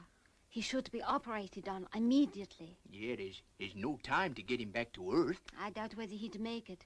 We'll have to perform an emergency operation. Just tell me what I can do to help Venus. First of all, I shall need something to kill the pain. In my laboratory, in the medicine chest, where the oxygen pills are kept, you'll see some anesthesia tablets. I'll get them right away. Well, Jock, I'm afraid you're really at the mercy of a woman now. Well, if it had to be a woman, I'm glad it was you, Venus. I mean, Dr. Venus. No, now, you old tooty, behave yourself. Now, Jock, I'm going to give you a pill. To put me out, you mean? That's what she thinks. They'll try to call Space City in a moment when they discover that the drug cabinet has been cleared. I'll beam the transmitter jammer on Space City so that all contact is cut off. You'd better prepare the auto imitator to copy Steve Zodiac's voice.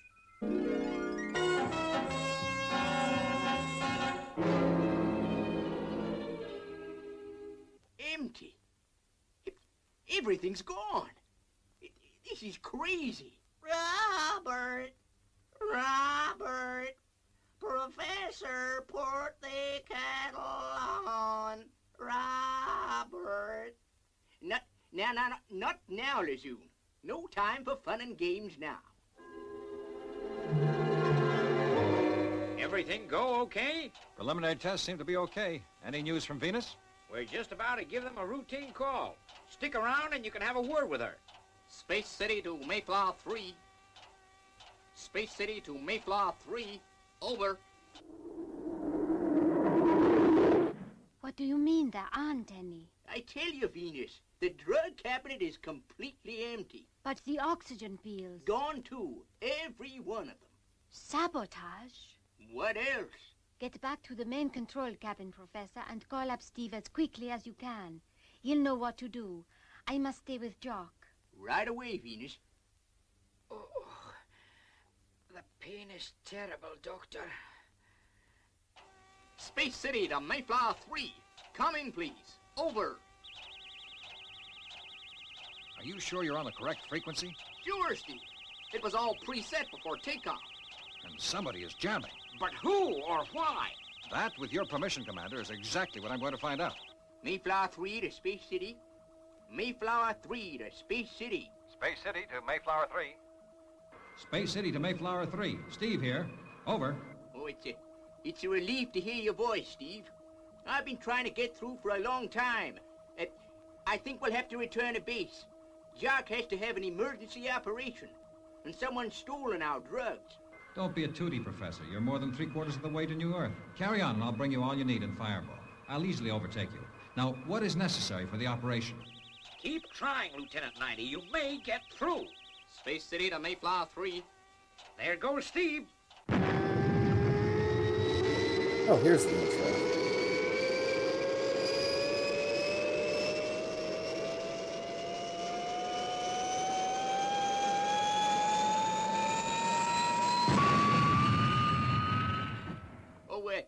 Steve, most important of all, bring some oxygen pills.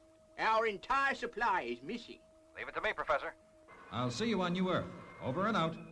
Well, that certainly fooled the learned professor. What a surprise they'll get when they realize it was never Steve Zodiac's voice at all.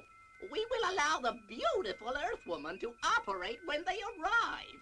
We have all the necessary supplies here. It will be yet another slave for us. We need all the labor we can get to develop this planet, and their primitive machinery will be quite useful, too.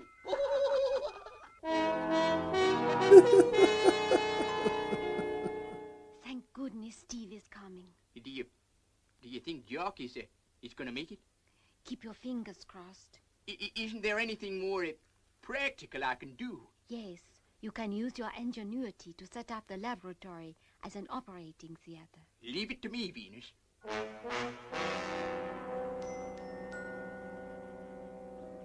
Any news from Mayflower, Commander? No, Steve. The frequency is still jammed. They should be almost there. I shouldn't be too far behind them if it's not too late already. There. Well, I hope it'll do. Now, I hope I've remembered to lash everything down. It's gonna be a tricky business, performing an operation in New Earth's low gravity. Better get your lead boots on, Professor. We're approaching New Earth. Yeah, it's okay. I'm wearing them, Venus. Boy, are they killing me. How's Jock? Pretty bad.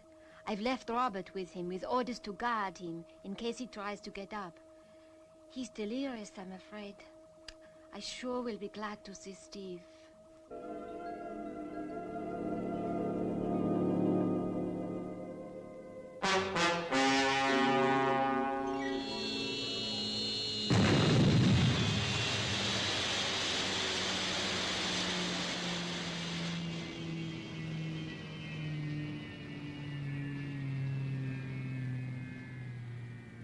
Where's Steve? He said he would be here. No sign of him. But there appears to be some sort of minute building over there.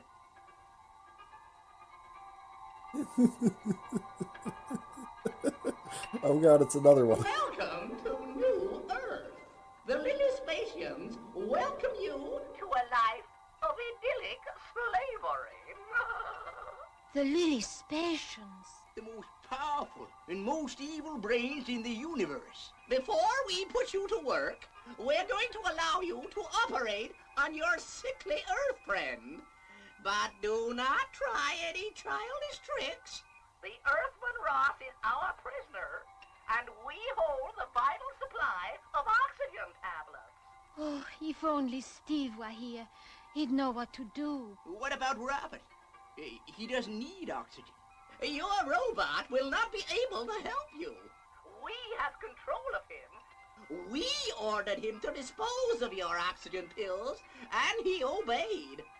If you want to save the life of your miserable Earthman, proceed immediately with the operation. Do not attempt to leave the spaceship, or your friend Ross will die. The little Spatians, so that's it. The little men who fear nothing. Wait a minute, though. There is something.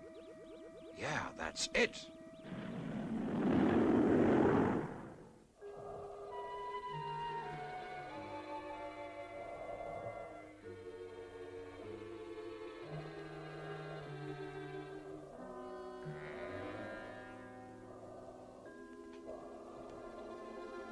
Scalpel.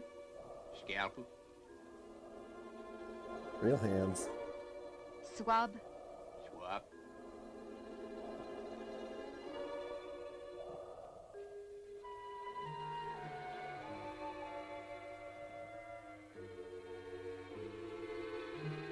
That's not how gravity works. Most entertaining. Sheer butchery.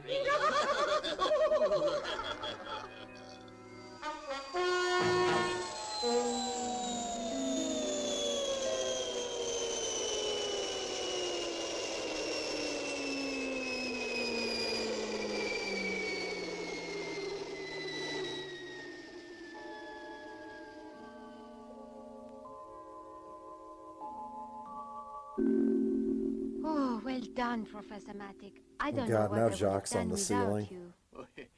Don't mention it, Venus. It's all part of the service. Well, Earth slaves, you'd better get a good night's rest. You're going to need it. That awful voice. It's so weird. Oh, if only Steve would come. All right. We can switch off the mini-space videograph. They can't leave the spaceship without oxygen pills, so there's nothing they can do.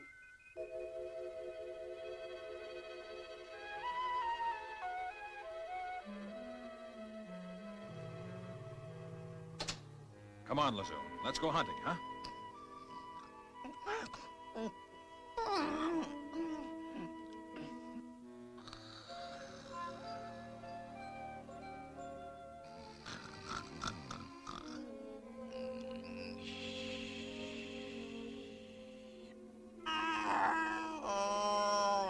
Okay, Lazoon. Go get him.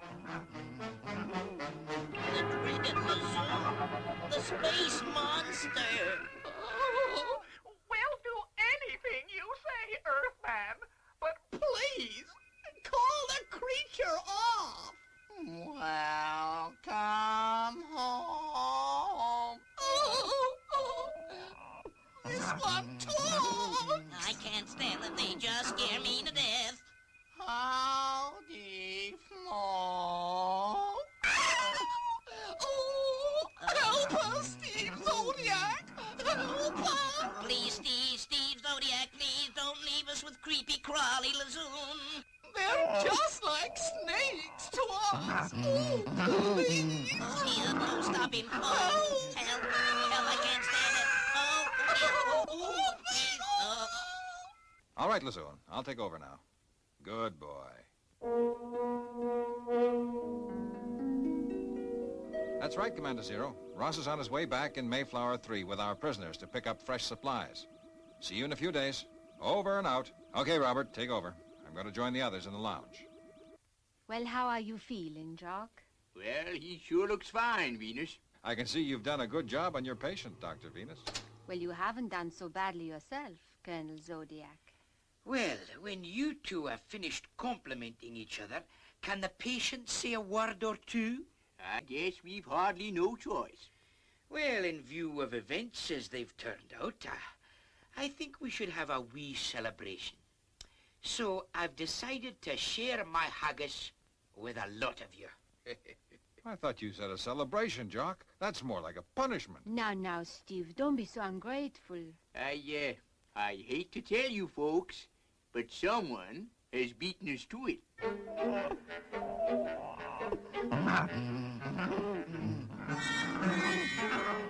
Well, that just about completes my run of bad luck.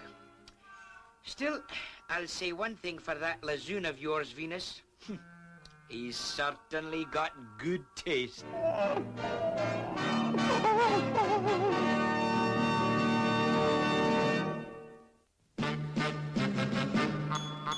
I wish I was a spaceman, the fastest guy alive. That's right. I'd fly you around the universe in Fireball XL5. Way out in space together, conquerors of the sky.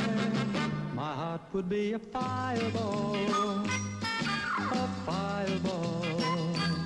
Every time I gazed into your starry eyes. We'd take the path to Jupiter, and maybe very soon we'd cruise along the Milky Way and land upon the moon.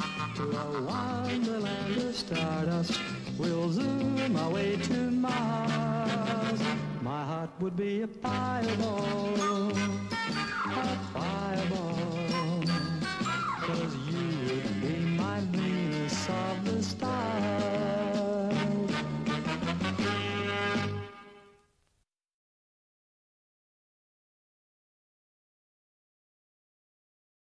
Oh my god. Those giggly those giggly little alien guys, the Lillispatians. Those guys are just so over the top. I love them.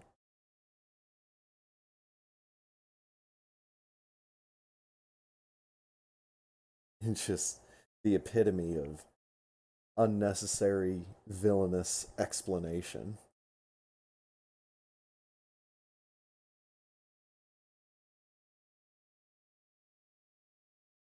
Whoop.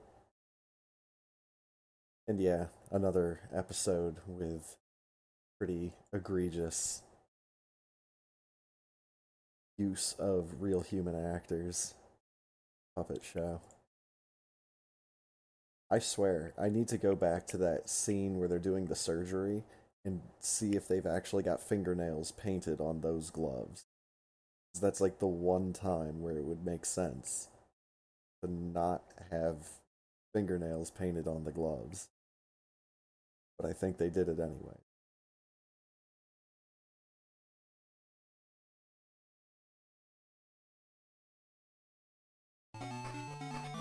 Main wave kicked back in.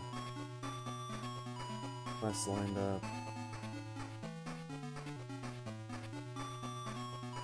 Let's bring that one forefront. And my on-stream brainwave thing is broken.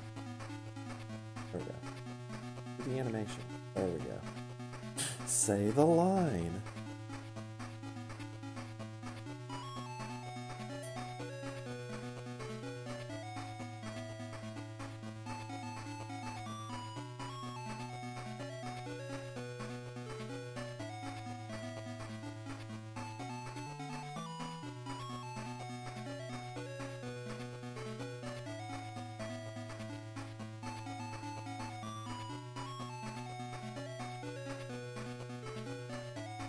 But yeah, it's just, I think there's another episode where there's characters that are just talking shit openly about women. And it's just...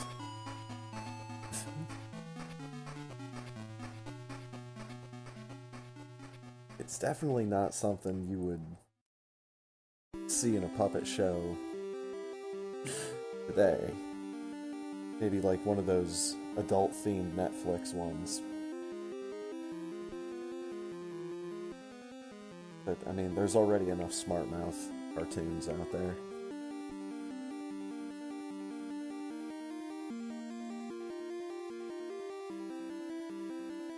But yeah, this one laid it on pretty thick at the beginning. Everyone talking bullshit.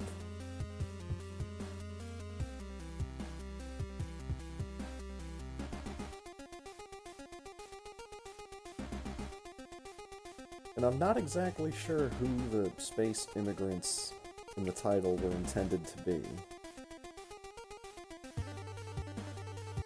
They kind of implied that the Lillispatians were already there. So I guess we're talking about...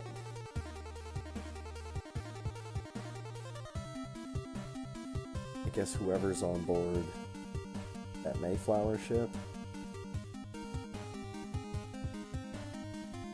Were they supposed to have like a lot of people on that ship and they just never showed them or mentioned them? Probably thinking a lot deeper about this than anyone else.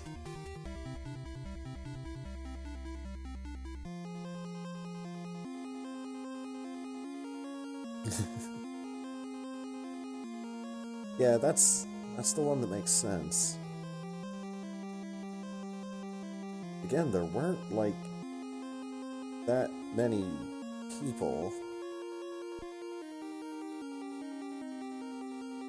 Like, Ross was there. But he was, like, on the, expedition.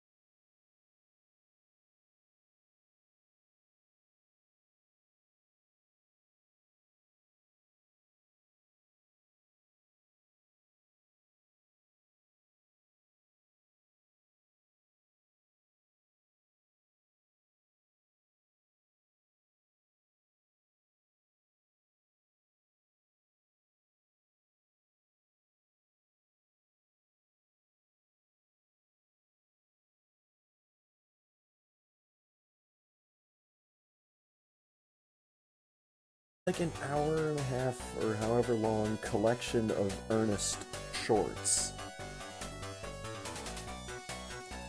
Of just like 5-minute little snippets of Ernest doing his shtick. Yo, there's the race. Thank you, Insane Firebat. Solve some puzzles in the ruins.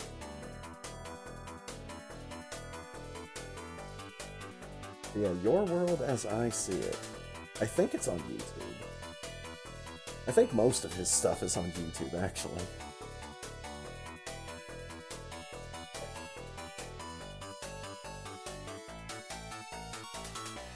But the last Ernest movie that I watched was actually like,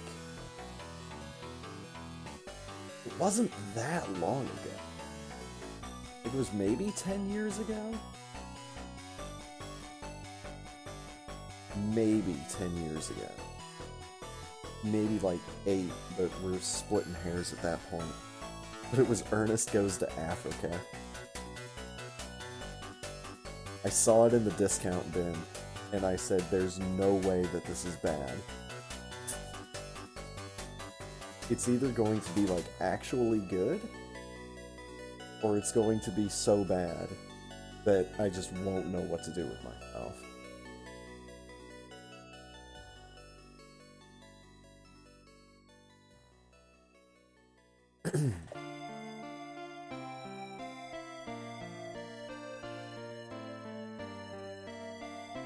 And then, of course, slightly related, but not entirely.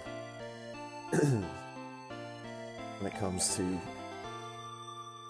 shtick-heavy childhood favorites, kind of like Ernest. Also gotta mention Dorf Goes Fishing, because that one in particular had me in stitches when I was younger. And I swear it had a laugh track. But then the version that I find on YouTube doesn't have a laugh track.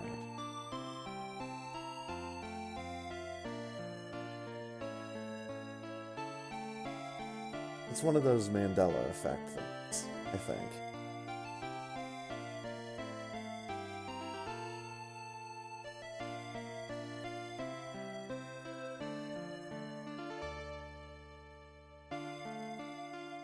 Anyways.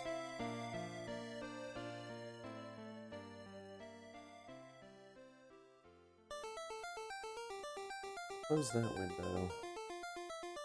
This window. Yay. I like the Wizards and Warriors title screen music.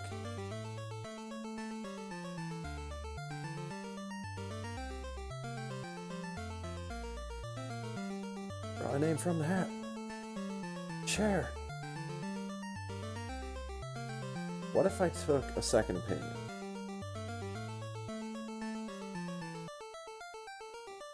Already Shack Tool Jr. Now we will take office chair.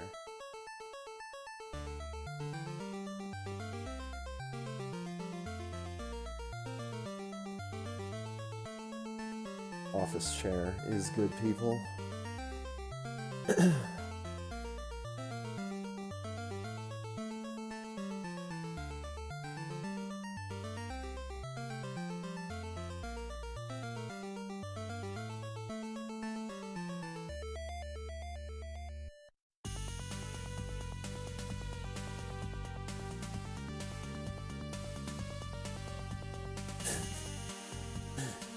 Yeah, the armrest cannon. Oh my god. Arm pumping with the sprite is so good. Also, I'm not sure how dice is going to help me. Roll to 3. Take that to mean 3, 6, or 9. Depending on how stupid I am.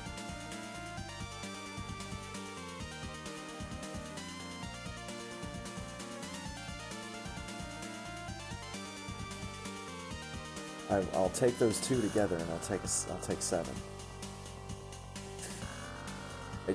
I needed just something to go off of.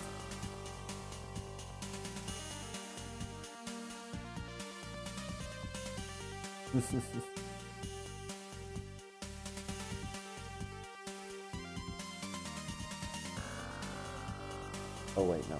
Copy A to C.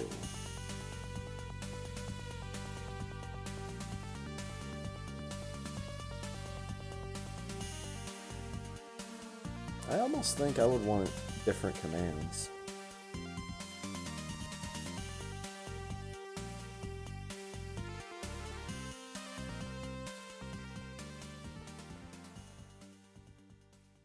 Like trying to differentiate all that stuff sounds like far too much work for a command that I rarely use.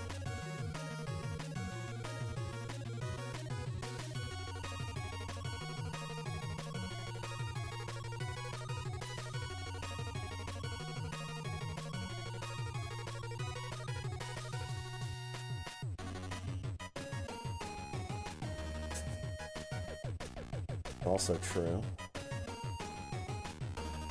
The thing is, I'm never usually in a spot where I have to choose from a list of more than 6 things.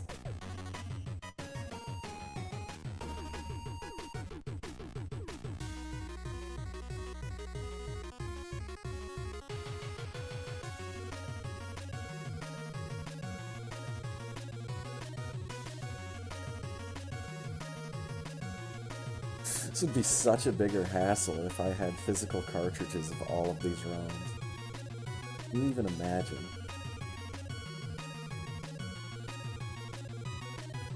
I would have officially doubled my SNES cartridge collection.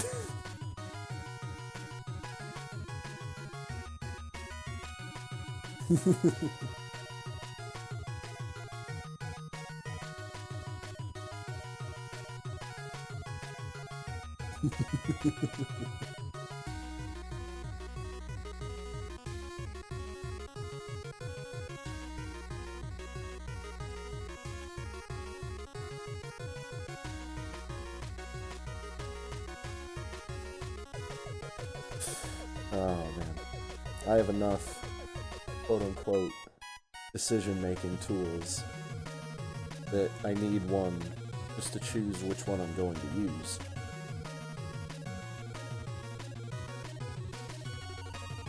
I have a handful of video games that can play themselves, CPU versus CPU. I've got a handful of games on console, I've got a handful of games on my Wii, I've got a handful of games on Steam that can all do that. It's got specific programs like The Hat. I've got dice rolling programs on my phone. The dice rolling program on my phone is actually really nice because I can have multiple dice and they can be multi-sided.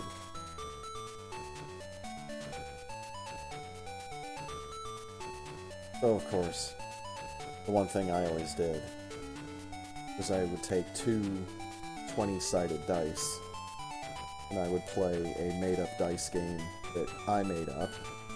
I don't know if anyone else has independently come up with this idea for 20-sided dice, but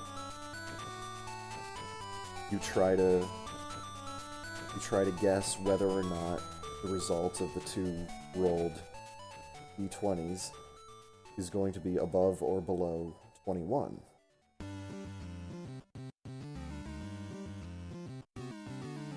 I don't know if I've mentioned this before, but it's actually, like,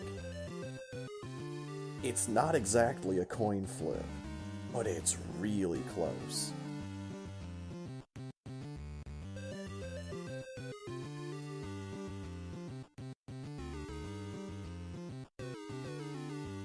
And it's not easy to predict. There's a lot of numbers on a d20, even when combined with another one, still not equal 21.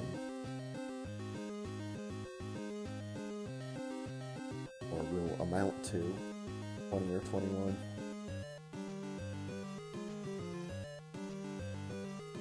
So hey, if you've got a couple of D20s just sitting around, give them a roll one day and try to predict whether it's going to be above or below 21.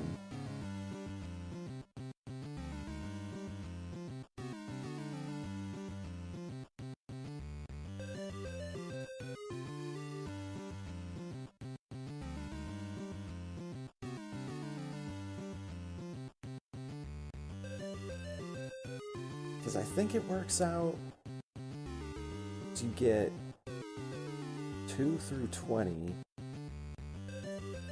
and then you get 22 through 40. And then, yeah, if you get an exact 21, that's where you can make a drinking game out of this. Because if it lands boom on 21, then everybody's got to take a drink, or everybody's got to finish their drink, or something like that.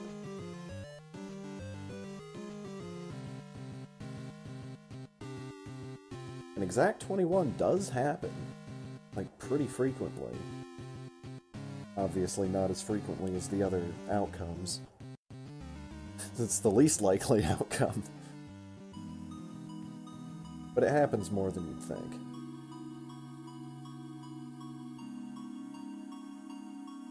Also, the one thing that makes it kind of dubious as a drinking game is it involves math.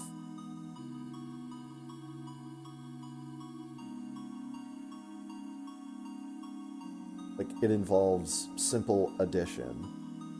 And I can see that being a problem after a couple drinks. Anyways, be right back.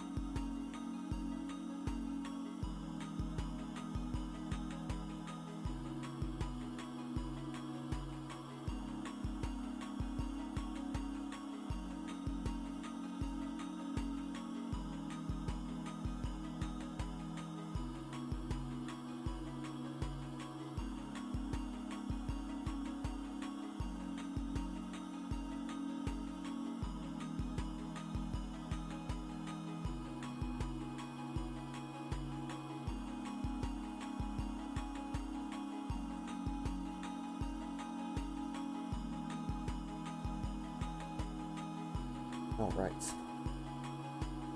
Get the turn back on.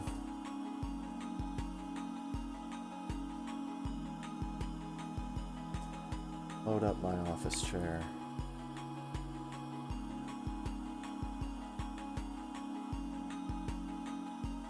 Now see, if you predict rolling an exact 21 and you do it, that would be like when everybody else has to finish their drink.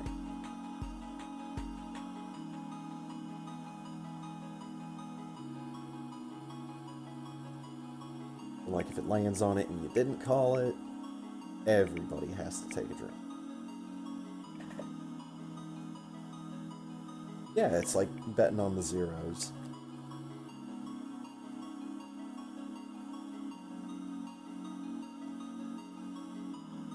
I almost readied up in my own chat. Ding.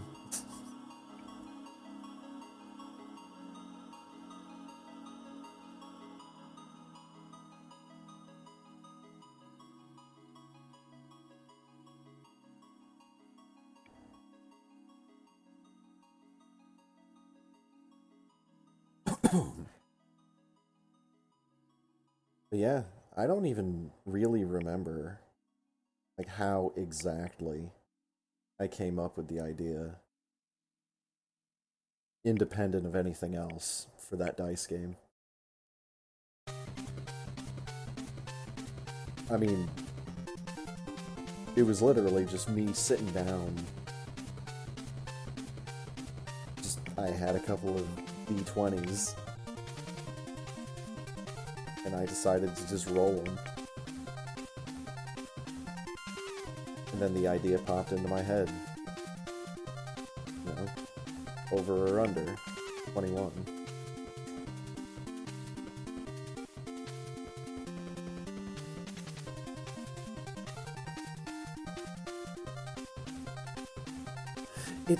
It's like a coin flip if the coin was more likely to land on edge. Like if there was a rare third option in the coin flip. Alright, well, I'm ready. I wish... not that many good lucks and have funs, holy shit.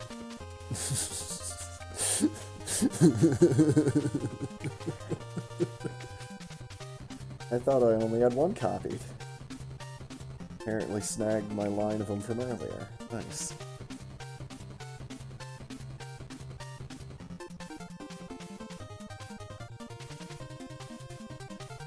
I don't know, I think it was probably back in the day when I was, quote-unquote, making drinking games out of everything. Even though I wasn't, like, really actively drinking then, or playing games surrounding drinking. But, like, I had come up with a drinking game for the Bob Ross Joy of Painting show. I had come up with a drinking game for Iron Chef. Any show that is formulaic. Any show that has a formula, that has repeated moments, you can base a drinking game off of.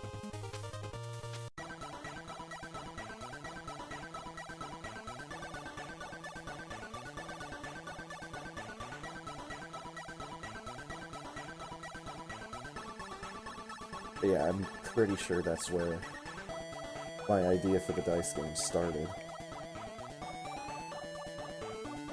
This is the nerdiest drinking game I can think of, because who besides nerds have D20s?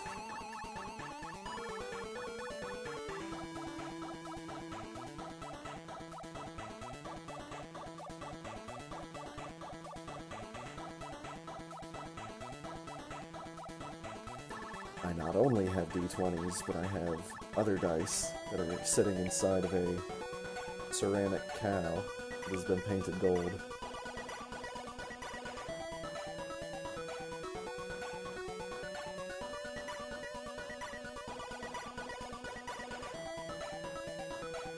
My favorite one that's in there is the, there's a die from the Sahara Casino.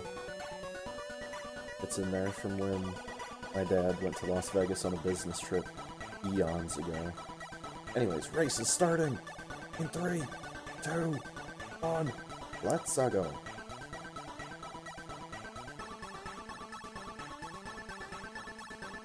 We are an office chair.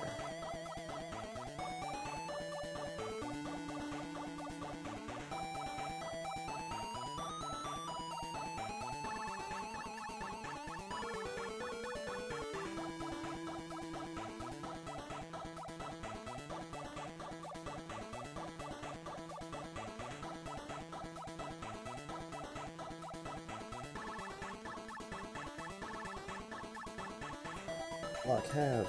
Fun good. Thank you, Firebat. Same to you. Armrest dance.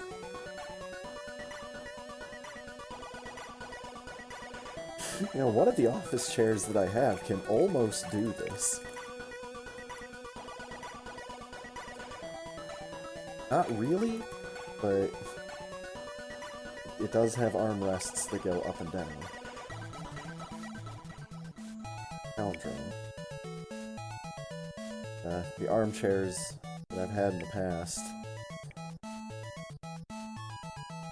have been the ones where, like, the arms get, like, bolted into the sides of the chair. And, like, that's what's holding the back of the chair and the seat of the chair together. It's the armrests.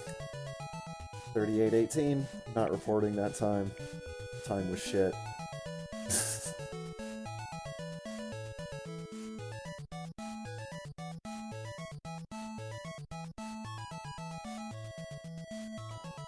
That gosh dang Zost.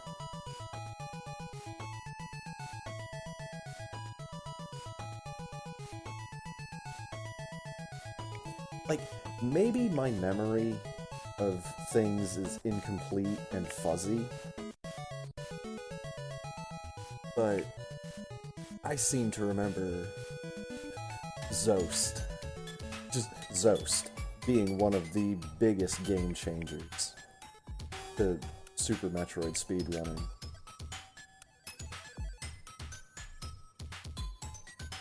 I just seem to remember him being like one of the first god gamers to come around to touch this game.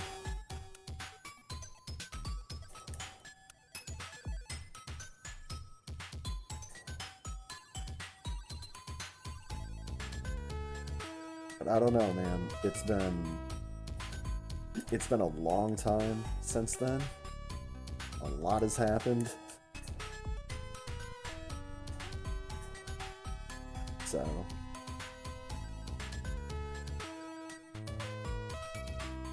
memory is definitely a little fuzzy, but I definitely remember Super Metroid before and after finding out about Zost.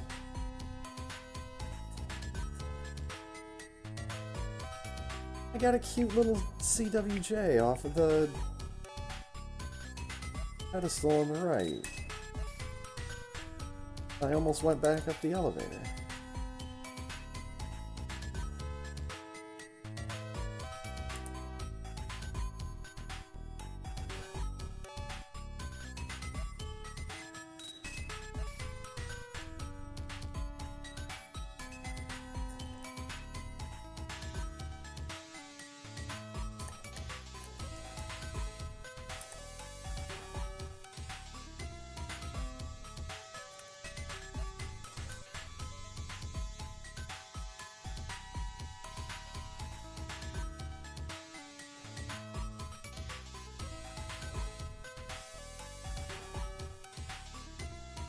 I think it's... I was just trying to remember how many times have I been in the same race as Zost when he set a new world record. And I think it's only been twice. But still. Might be 3 times.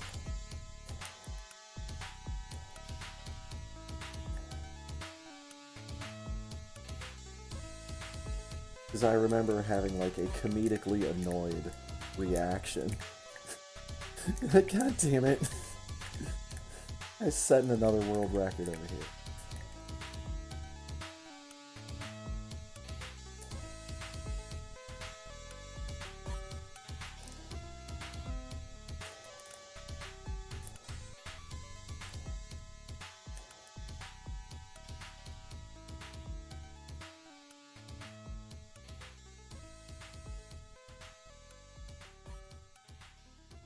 But that's back in the golden days. Back when we used to see Zost in Friday night races every once in a while.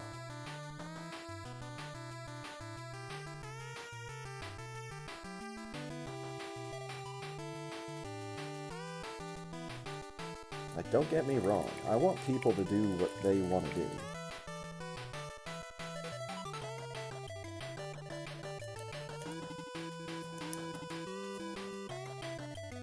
It still would be nice to see some of the big names from the past come back for a race or two every once in a while.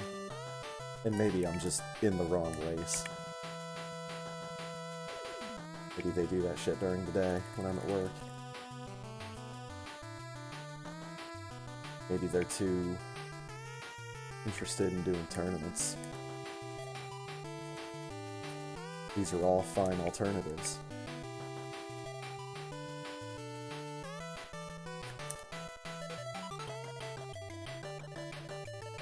As opposed to the selfish whims of a literal who.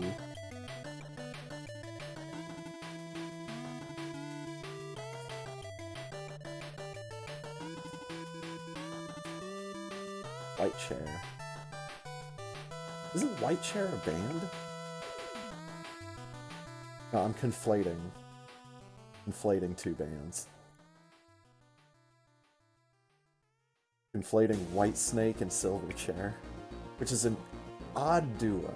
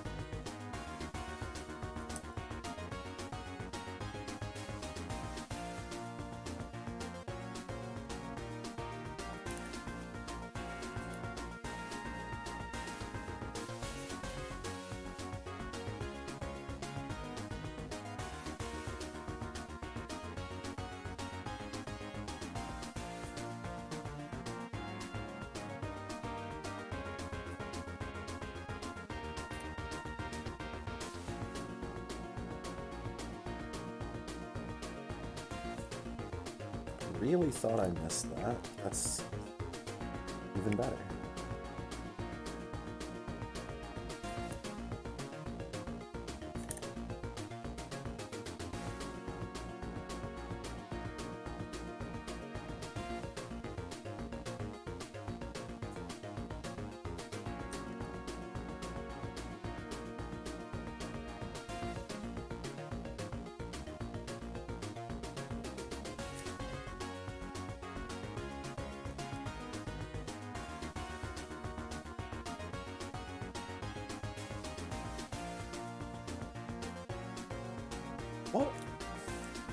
What would custom item names for the office chair be?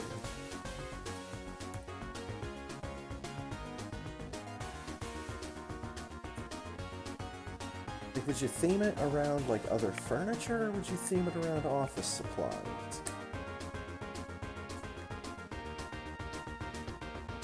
I think super serious questions like this are probably why the creator of this did not decide to make custom names.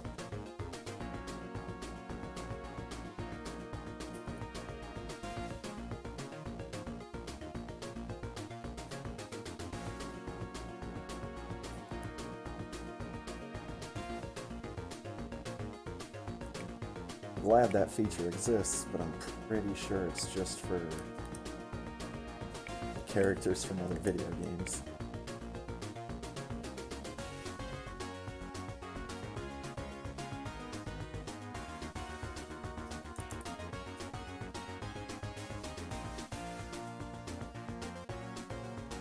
Although it would be kind of fun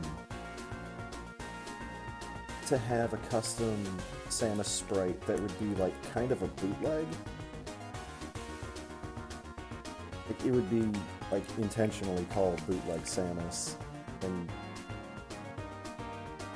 the art quality wouldn't be as good, maybe it would be missing some sprites on purpose. But then you could give all of the items bootleg names. Like, instead of missiles, you'd have rockets. Instead of super missiles, you'd have big rockets. Ultra rockets. Instead of power bombs, you'd have, like, space mines.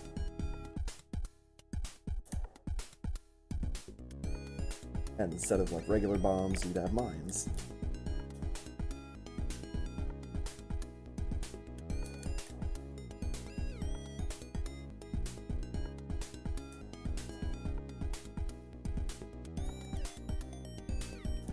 I think that is tying back to a conversation I overheard on stream, on someone else's stream, fucking ages ago, where they were literally trying to figure out what alternate names for all of the Super Metroid items would be.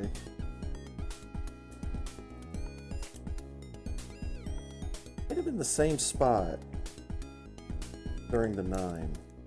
It was like right before he opens his mouth just enough.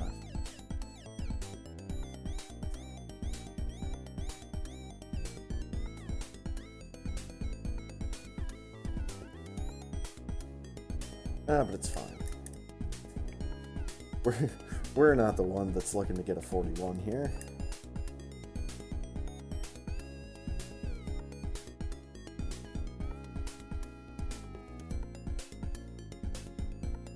I'm looking to get a completion of the video game.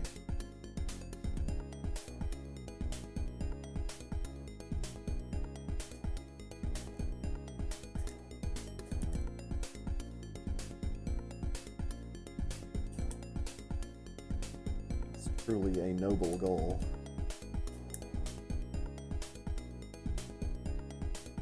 I simply desire the defeat of this video game on 2 separate occasions on this night.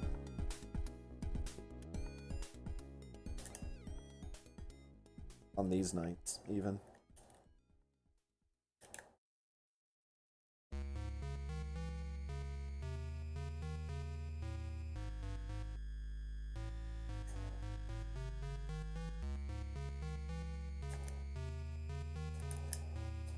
Oh!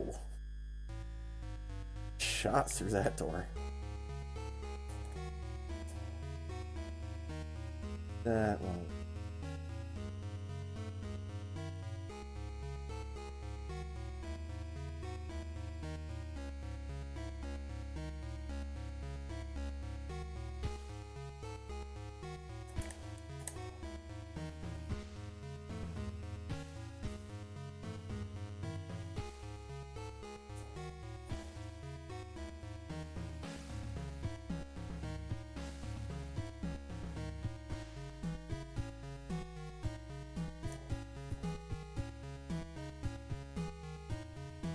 Jump, dudes.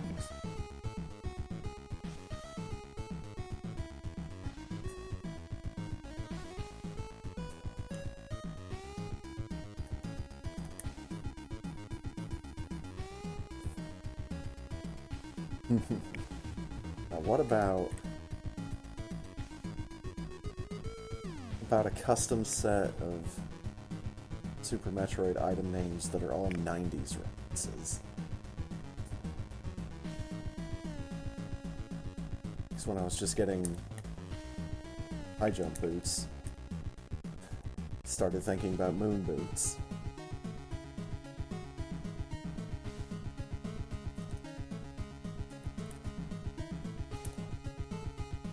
Sure, there's enough 90s references out there. Perhaps even some that you could stretch.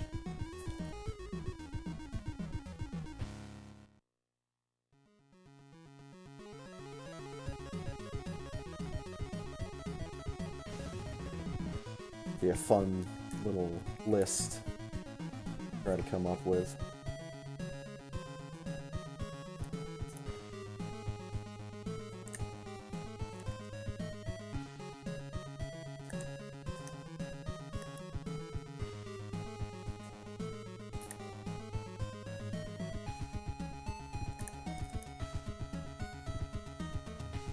Nope, get in there.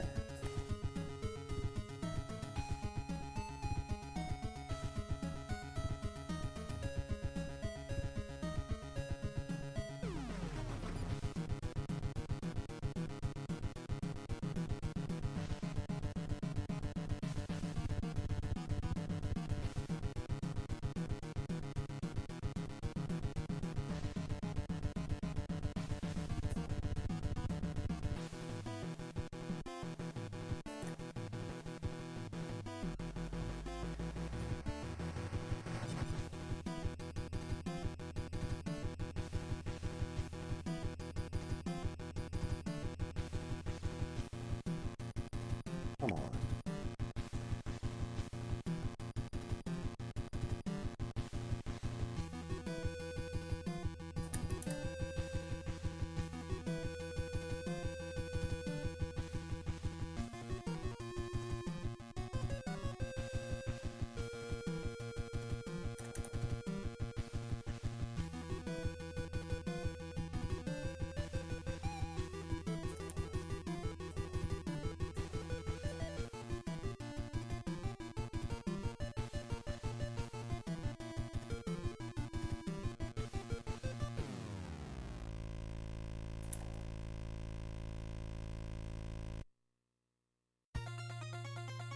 Oh shit, this guy actually looked up the odds. Nice. A 5% chance to get a 21. That dice game I've been talking about. Nice.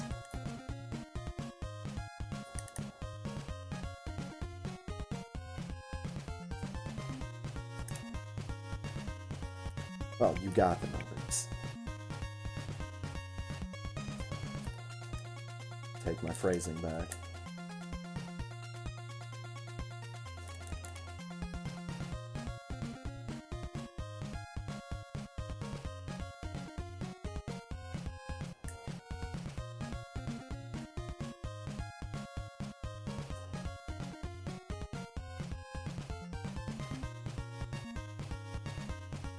Wait.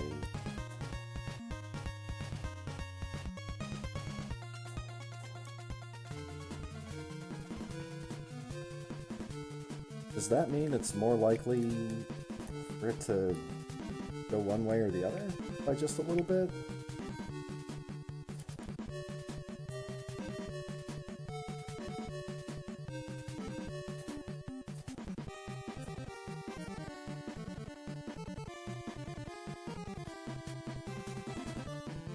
Otherwise, it doesn't seem like it adds up.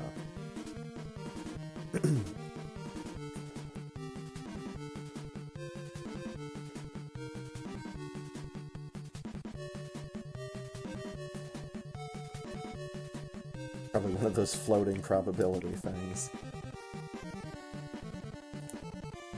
Sometimes it's more likely to sometimes it's more likely to land on this than it is on that. Sometimes it's not. Who knows?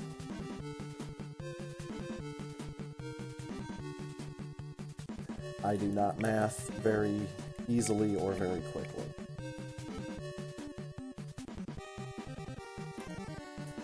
I blame the public education system in my area. Trying to teach me non-essential bullshit when they should have just been trying to reinforce the basics.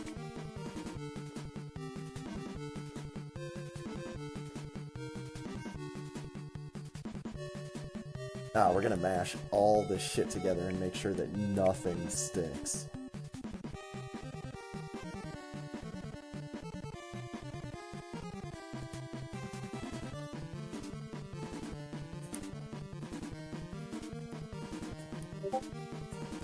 Buzz.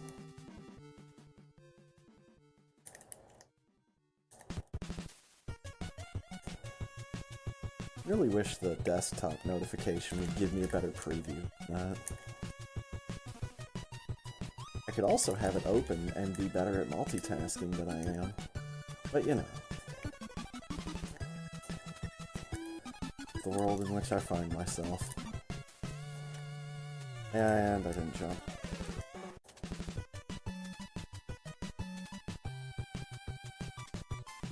Hey, I need to play this game. Yume Penguin Monogatari. I've seen it a load of times. It's the one where there's all the food items around and you're a fat penguin. And your girlfriend doesn't want to be with you anymore because you're a fat penguin. You have to go around and like drink diet drinks. Lose a bunch of weight. But if you eat other stuff, then you get fat again.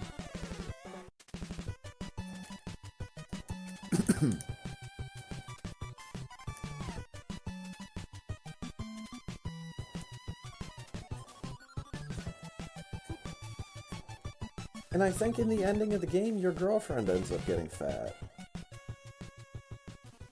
So it's like...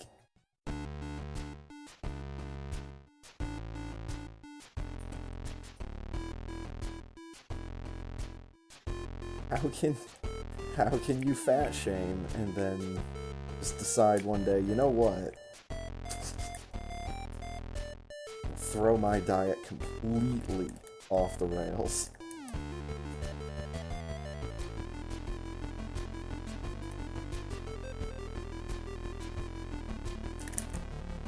Office chair away!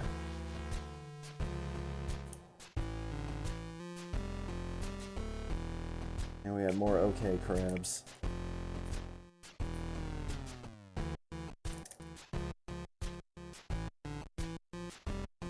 Not bad, not great. Just okay.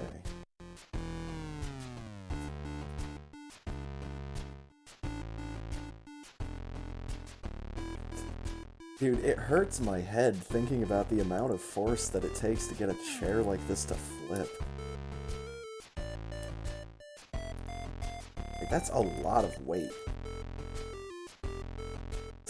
Just rolling around in the air in a manner that it does not want to.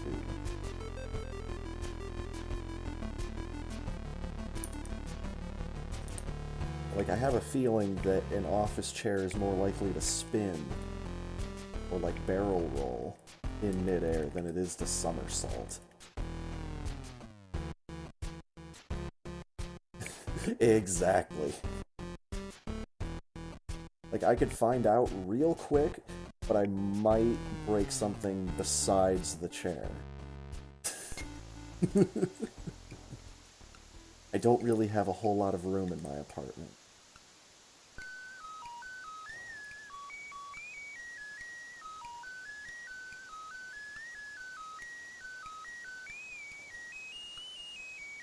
Plonk. Nailed him. Alright.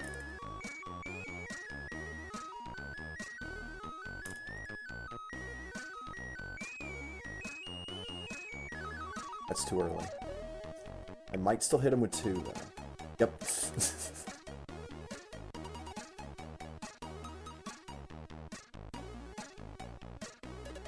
I hate to say it, but that's like exactly the situation that I thought was going to happen with this X Factor.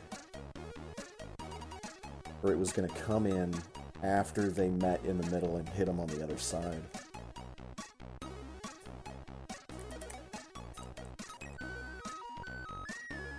So that worked out. That was a good ghost.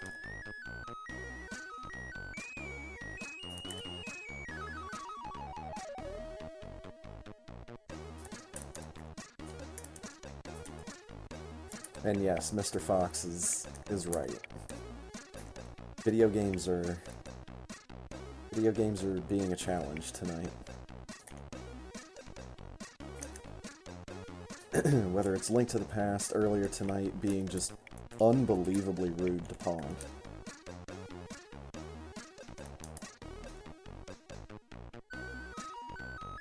Or whether it's Super Metroid giving shit to other people.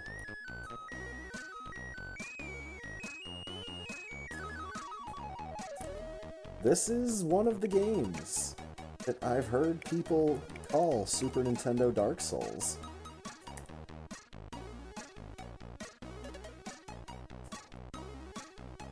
And then there's another one.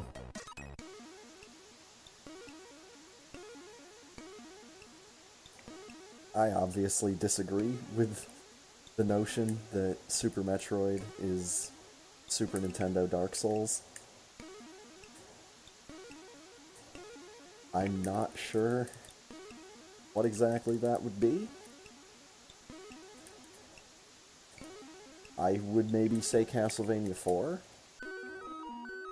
Because I found that game to be incredibly difficult and frustrating. But at the same time, it has a password system that you can take right to the end of the game. Oh, that was a Shine Spark, but it was on the ground. killed exactly 0 enemies. In fact, all enemies proceeded to laugh at the hero.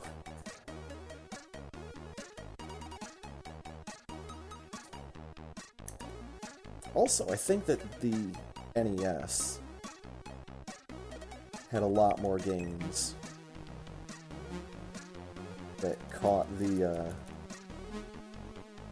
title of NES Dark Souls than there ever were for SNES titles to get the same treatment.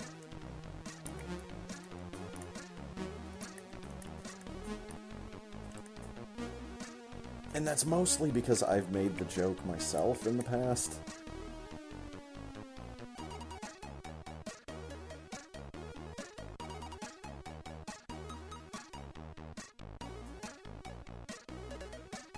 About how Super Metroid can be Dark Souls when it wants to be.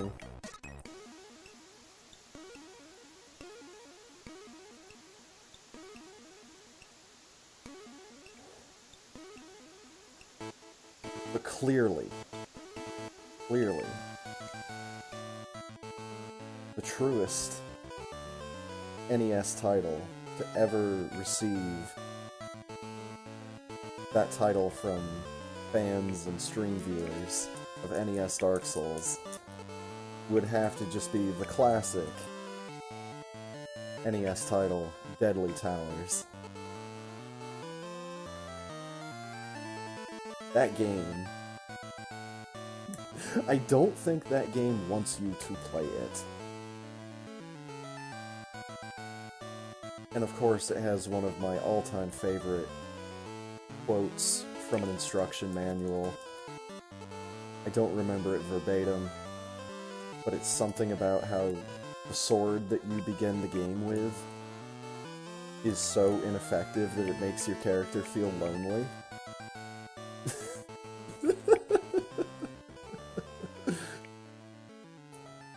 Just imagine, you have a sword, but it's so bad that you feel lonely.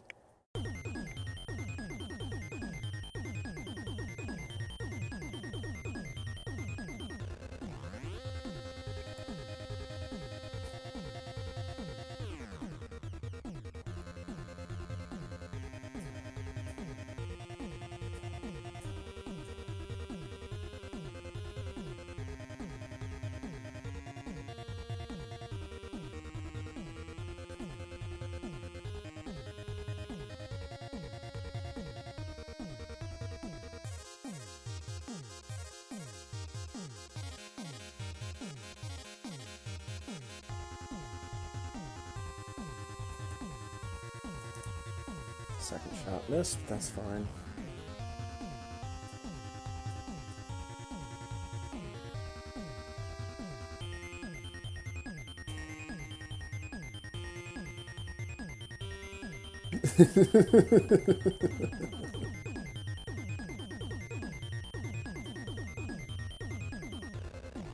Spacer Crab is taking a different context here.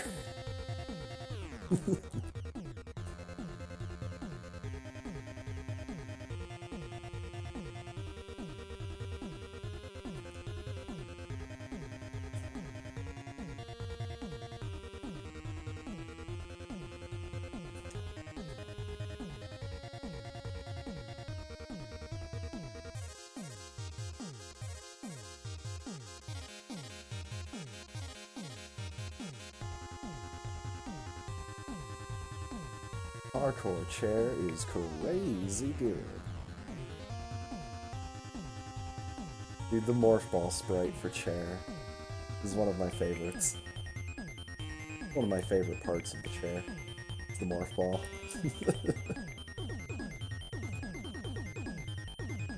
And just the walking animation, just seeing the little wheels on the bottom going, spinning around like crazy.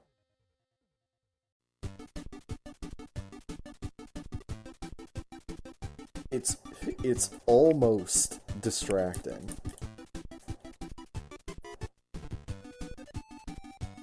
But I just remember the first time I used this sprite with the, and I was using the default color palette, so that it was just Samus's normal colors, but it was just an office chair. and just being so surprised that it wasn't more visually distracting to my eye than it was.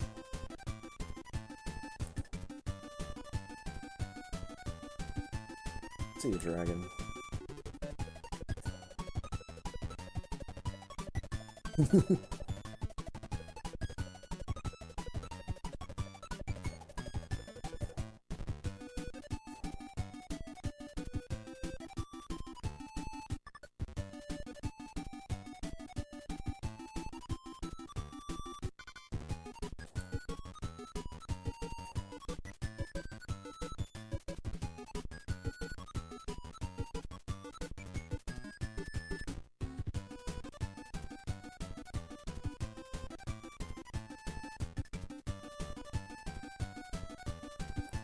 Come on, man, 2 more. Let's go. Let's go.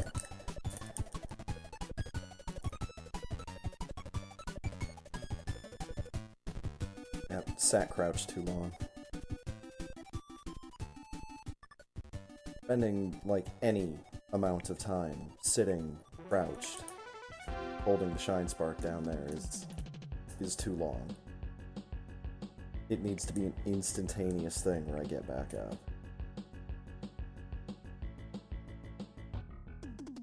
Otherwise, I'm just not going to have enough time.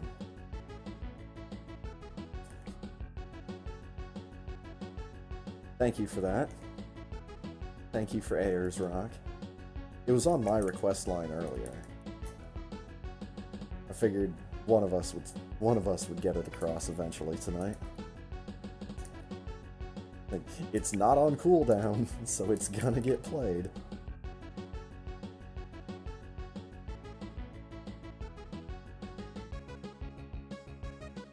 And either one of us is saving Sigilla's cave from Rygar, or it's on cooldown. I know that would have come up by now.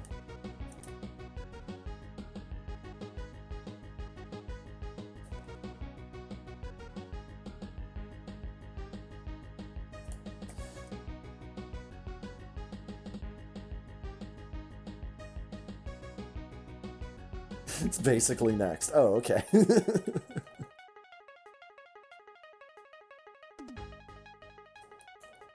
Good. There's fucking 2 supers on this guy. Can't have a good Dragon fight tonight.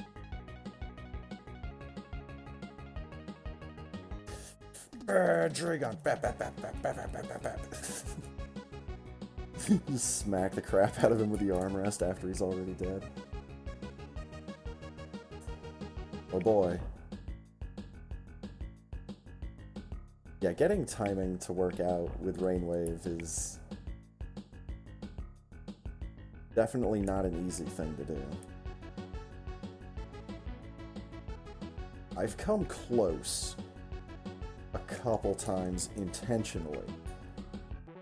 But most of the time, it's something just happens to come up at just the right time, or... well, that's really it.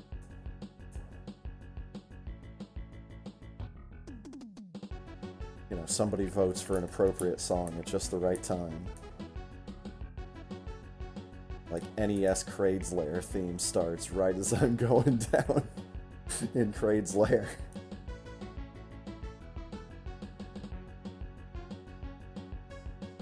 Or like some Mega Man theme will start playing if I'm using that character. A little harder with Office Chair, I admit.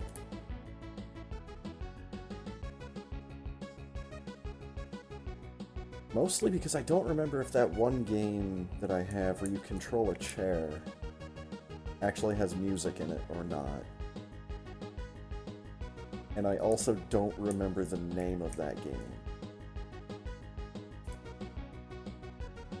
It's some weird, like, super generic, it's like jumping over spikes kind of platformer. But you're, like, inexplicably just a chair.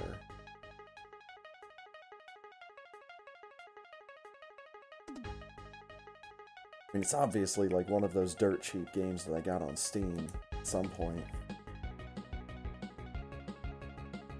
Because it's a Steam game, I know that much. I don't remember the name of it. I want to say Super Adventure Game, but that does not sound right.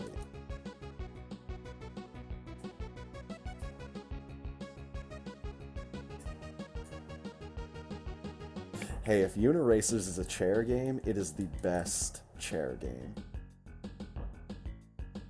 I will take that.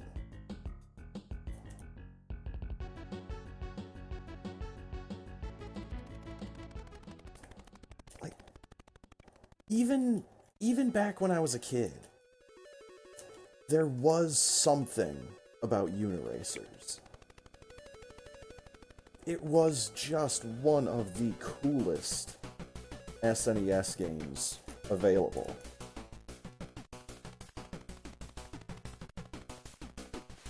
You know, the music in it is really, really good. The graphics for the time and still to this day are amazing. You can have bikes of all different colors with different names. Kind of like different characters, but not really. The different kinds of races that there were.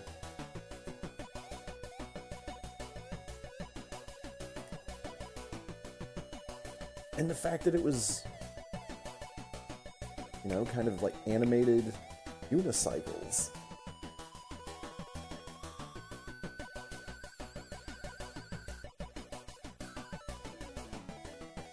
I'm not really sure how many other Super Nintendo games really felt as cool as Uniracers did.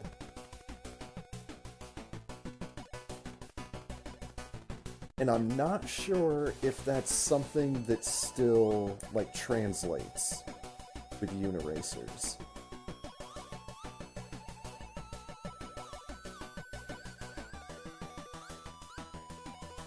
Because I still think that that's one of the coolest SNES games.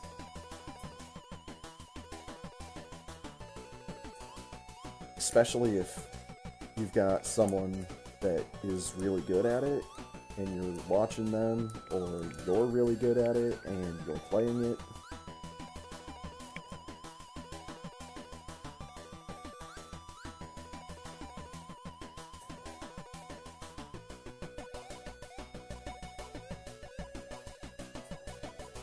That game had something special.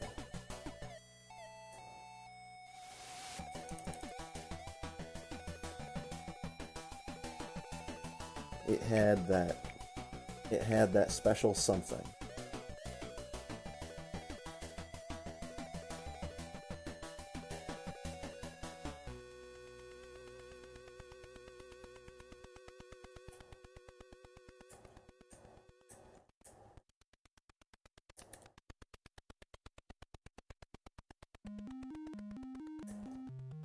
Free that special something for all.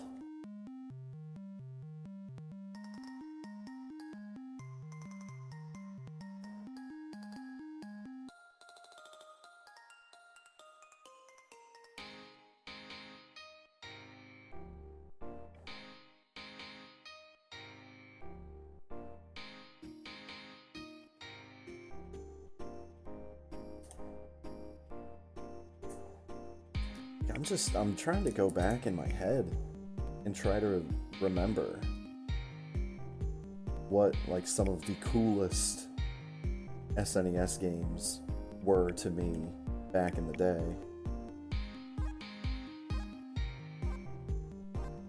And, well, there's this one. I mean, definitely thought Super Metroid was cool as hell when I was a kid.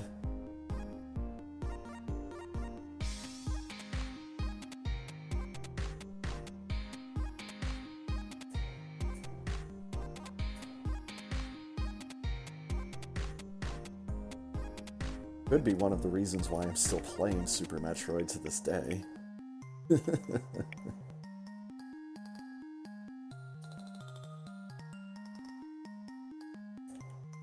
All it took was a speed run. For Link to the Past, it took a randomizer.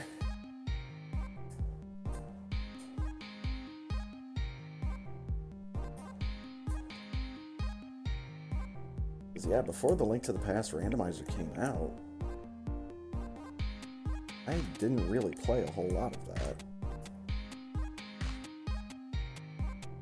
Like, not really any. It was Super Metroid and a whole bunch of RPGs. Which, I mean, those were the games that I thought were the coolest when I was a kid. Games like Chrono Trigger and FF6, Super Metroid, Star Fox.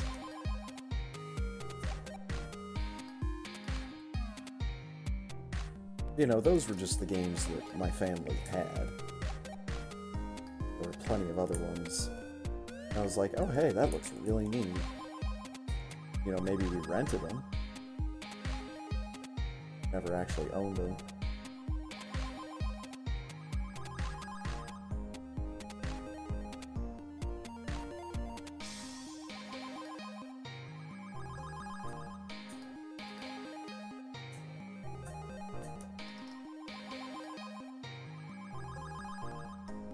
And then, like, the one reason why I played Link to the Past back in the day was because the Super Metroid speedrunners that I was watching at the time decided to start learning Link to the Past. So I started watching more Link to the Past content. It's like, oh, that's where this thing is, or oh, that's how you do this.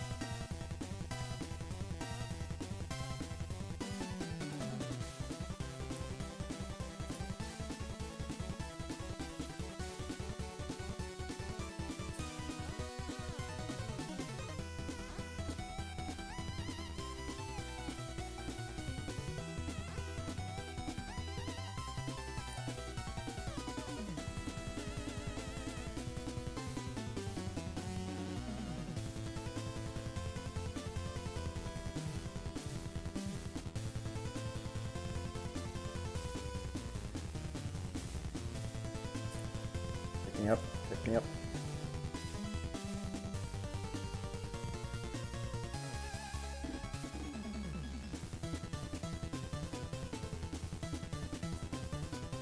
Yeah,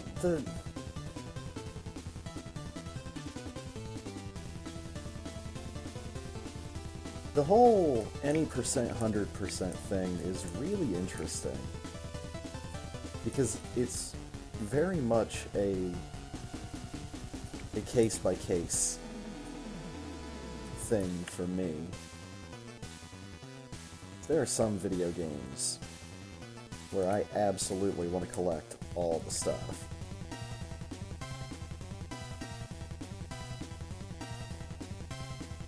And then there's other games where it's just like, I want to get through this.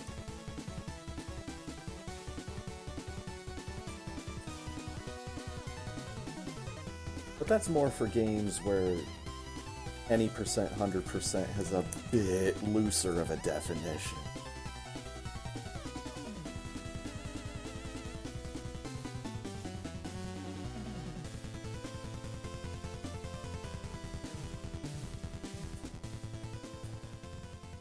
Like, I'm pretty sure the Final Fantasy Mystic Quest runs that I did, pretty sure those were all any percent.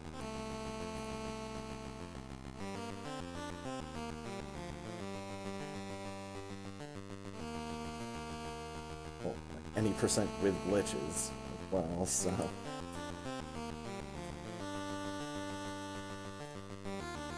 And, like, some of the RPGs that I've played besides Mystic Quest, not necessarily for speed, definitely don't do 100% in that.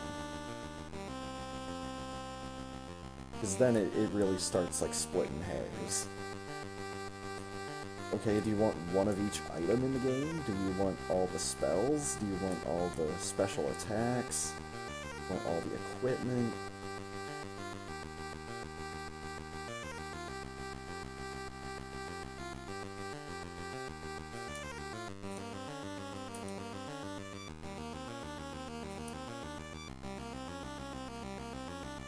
Something like Mega Man X. I'd like to get 100% in that game, just I usually... In the past, I usually haven't gotten Hadoken. Because I've always managed to do some part of that trick wrong.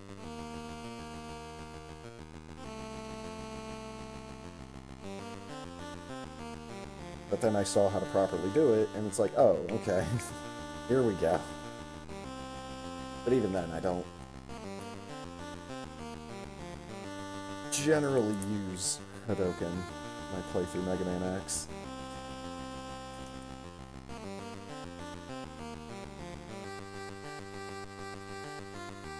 Actually, I'm trying to think. I know I've beaten just regular vanilla MMX a couple times. Maybe just like once or twice. I've definitely beaten the randomizer more times than that.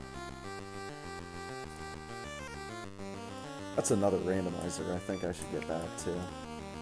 Even if it's just the 8 Mavericks.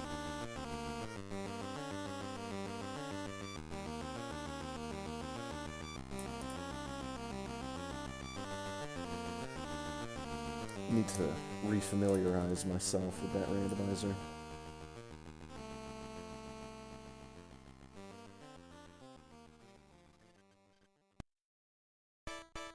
And as always have more Castle Man.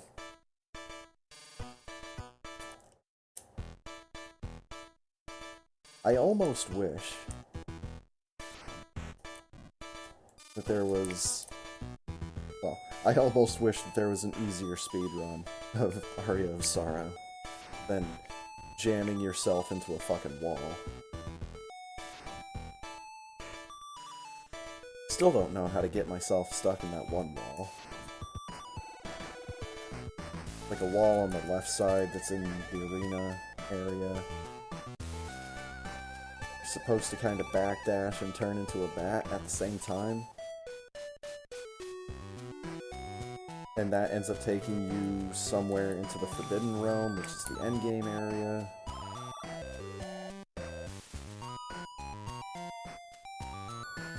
But there's a lot of that kind of shit in Aria of Sorrow. It's like you get stuck in a wall, so your character starts flying off in a certain direction because he's stuck in a wall. So then you have to pause the game, put the game to sleep, to like exit back to the title screen, then reload that sleep menu, and then all of a sudden your character is going to be flying in a different direction because he's stuck in a wall still.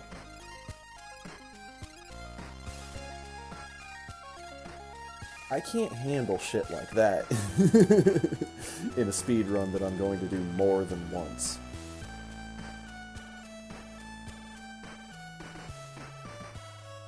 Why I just said fuck it. Left it up to my 15-minute bad percent. A bad percent for a lot of things back in the day.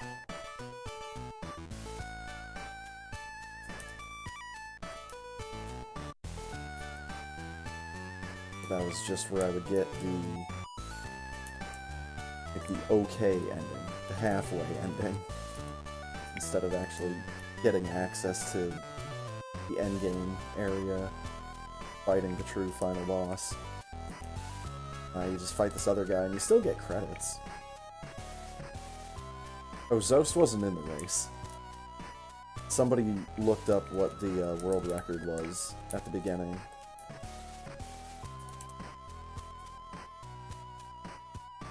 And that's why I brought him up earlier. Saw his name attached to that, and it just made me think of how many times I'd seen a new world record in the race that I was also in.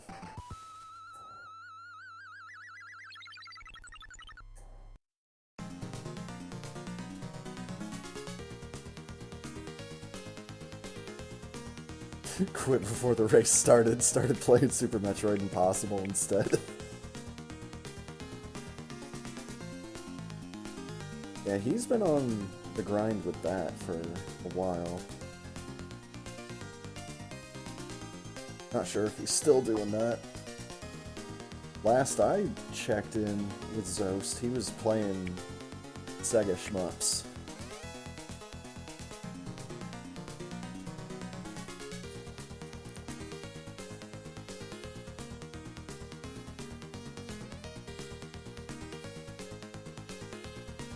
Need to go back and watch some of the old runs of Alien Soldier. Speaking of Zost and Sega games, oh my god. Alien Soldier is just... it's such a visual treat. Like, there's just so much cool shit going on at all times in Alien Soldier. And go figure, it's a Sega game made by Treasure. Treasure made some of the most amazing Sega games.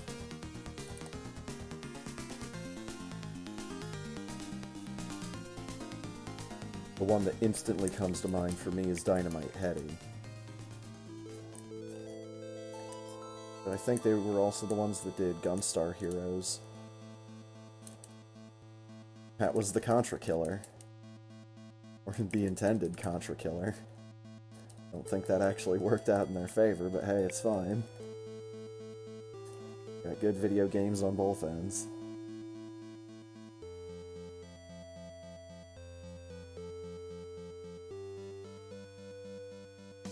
And yeah, Treasure has just been responsible for a lot of really cool video games over the years.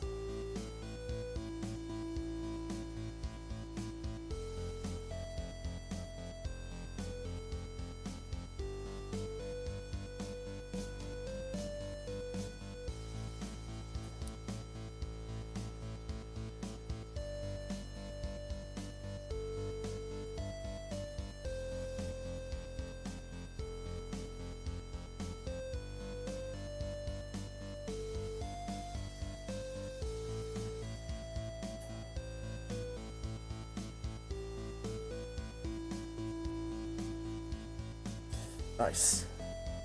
No wiggle for you.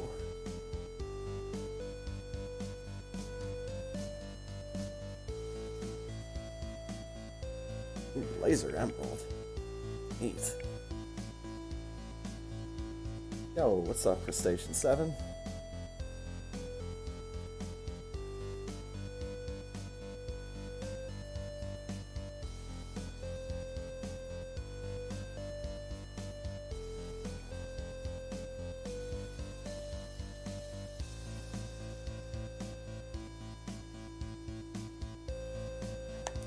Oh, man.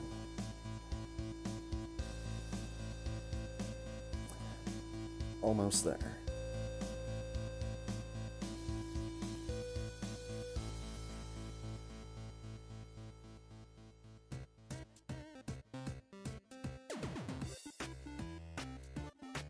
Oh, no.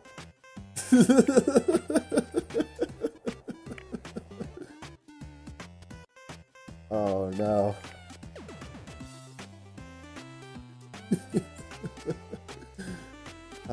Too many cooks.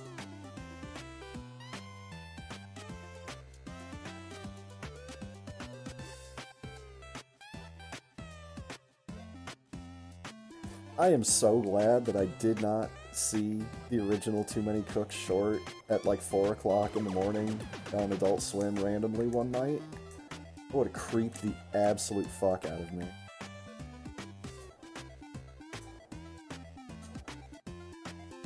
Like, I would have known that something was going on, but I wouldn't have known exactly what.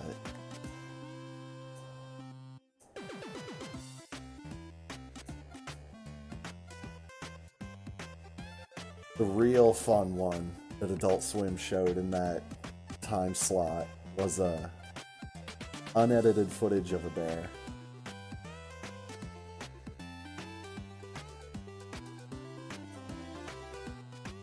Because that one takes the hardest left turn you have ever seen. It's so amazing. So well done. But just going into it, and even just the title of it, unedited footage of a bear, you have no idea what you're about to watch. I refuse to spoil it, other than saying that it is the hardest left turn that you have ever seen.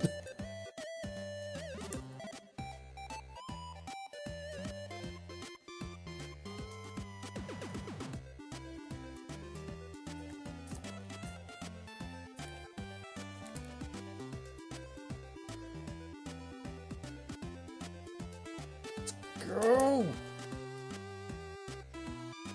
Yeah, it's looking like it's going to be a better time than the 9. Of course, that won't be that hard.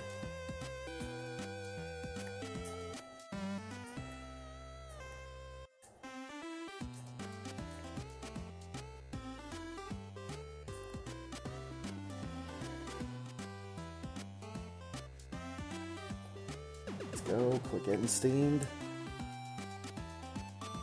Oh, don't crouch on the boat. 58:01. I only been 1 second sooner. Gosh dang it. Throw myself off a bridge. Now, you know, I will capitalize these GGs. I will take a 58 over while using the office chair.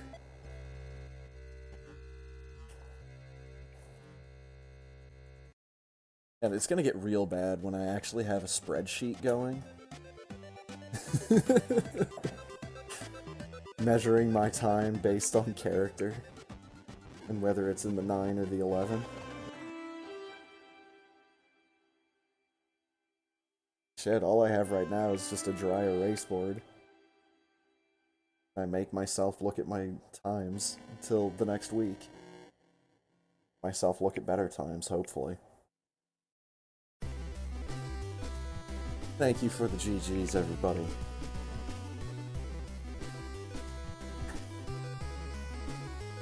What the f- I just looked at what place that I got, though, because of all the forfeits. I got second place again. Because of all the forfeits.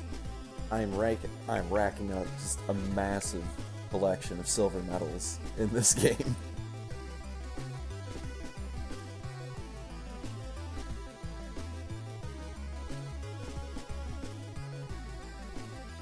Yo, my keyboard is fully charged. Unplug it.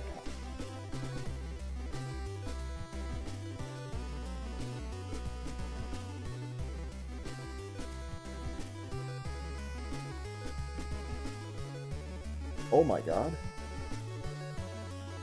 I have 69 third place finishes. Nice.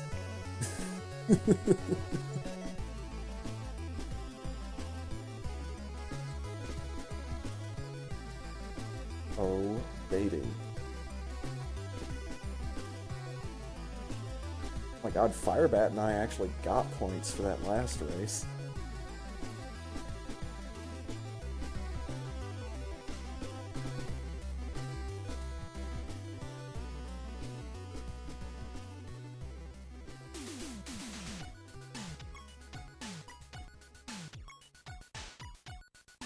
Oh no, wait. Oh, that's my overall stats. I have 69 third place finishes overall. Okay, how many third place finishes do I have in multiple game race? Yeah, none. Only had one of those races. I haven't finished third in Mystic Quest ever. Okay, so yeah, that is my number for Super Metroid. Good.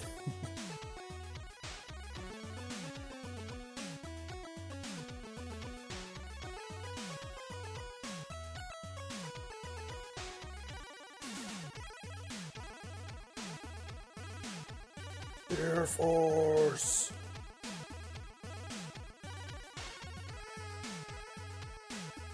My time played on Super Metroid is 3 weeks, 3 days, and 8 hours. Rank number 37 on the leaderboards. But the real important numbers, here you go. Total races, 613. Total forfeits, 43.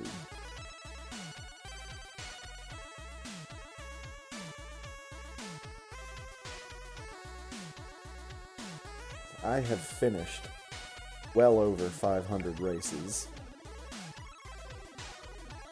in Super Metroid. This is one of those statistics that just you notice one day and it's like, oh, the hell?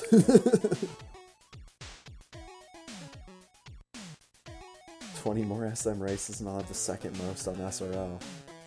Nice. That's something.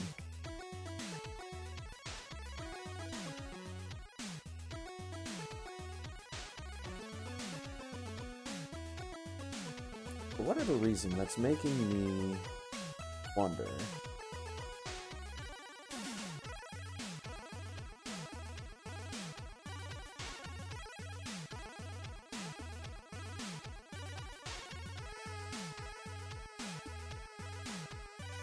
Like, I know I've seen Speedruns Live t-shirts in existence in the past. I don't know if they actively have any, or if those were just for, like, events. Or, like, you know, someone that went to one of the early GDQs just had a whole box of them they made themselves or something.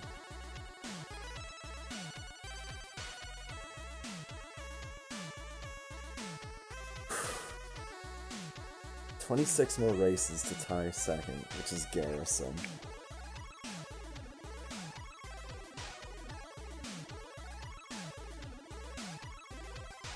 That might be a bit more of an emotional moment than I care to admit.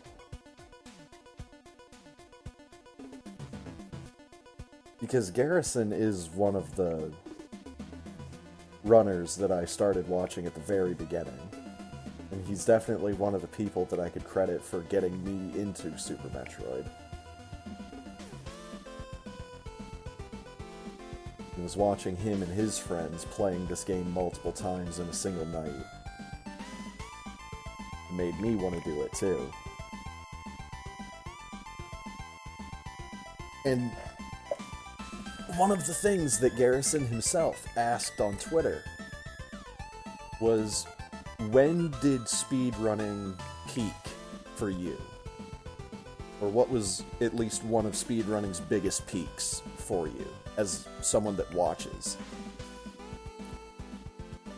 And I was reminded of the night when Garrison finally beat Harubi's in-game time with real-time strats. Because it was, like, the most excited I had ever heard him in the context of playing Super Metroid. Like, I had heard him react to getting good runs in the past. But when he got that one, that was big. And then he was world record for, like, 2 weeks. And then someone else showed up. He said, fuck it, moved on to Donald Land, which was, oh my god. The greatest speedrunning side quest I have ever seen in my life. Nothing can prepare you for the transition from Super Metroid to fucking Donald Land. Only to find out that Donald Land has, like, crazy movement tech that's, like, close to the tier of gimmick. It's like, you've got to be kidding me.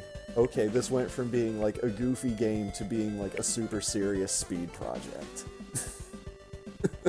Because now we need to figure out how to play this game so fast that we just live in the ceiling.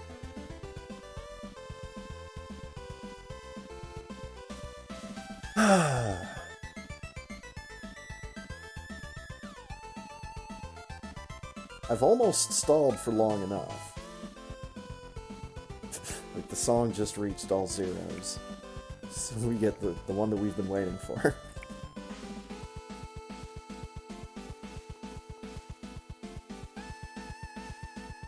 Ah, my god. There it is. We did it! Oh my god. Done did it. Twice in a night.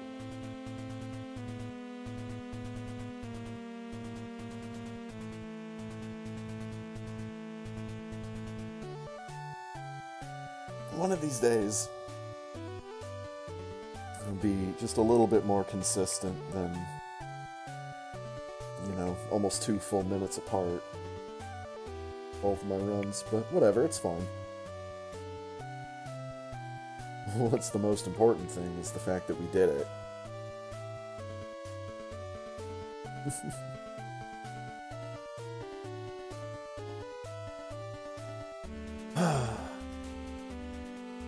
Well, that is going to wrap things up for me tonight. Once again, big thanks to Ponk for hanging out and enduring what Link to the Past had to say to him earlier tonight. That was... I almost feel like we need to switch to a new game. Just because Link to the Past is starting to get sassy with us. Either that or I need to start fixing some things with the randomizer settings. Or maybe toning things back, or doing things a little bit differently. Maybe making it so that we don't get Lionels in castle basement that do our entire health bar. You know, narrow corridors with enemies that can shoot us from the other side of it. But anyways, thanks again to him for hanging out earlier. Thanks again to Insane Firebat and everybody else from the SRL races. If it wasn't this much fun each and every week, I wouldn't keep coming back. But it is, in fact, fun each and every week, so I keep coming back. So there, meh. Anyways, everybody else, thanks for stopping by, thanks for hanging out, thanks for watching. I am the hell out of here. Have a good one, everybody. See you next time. Bye!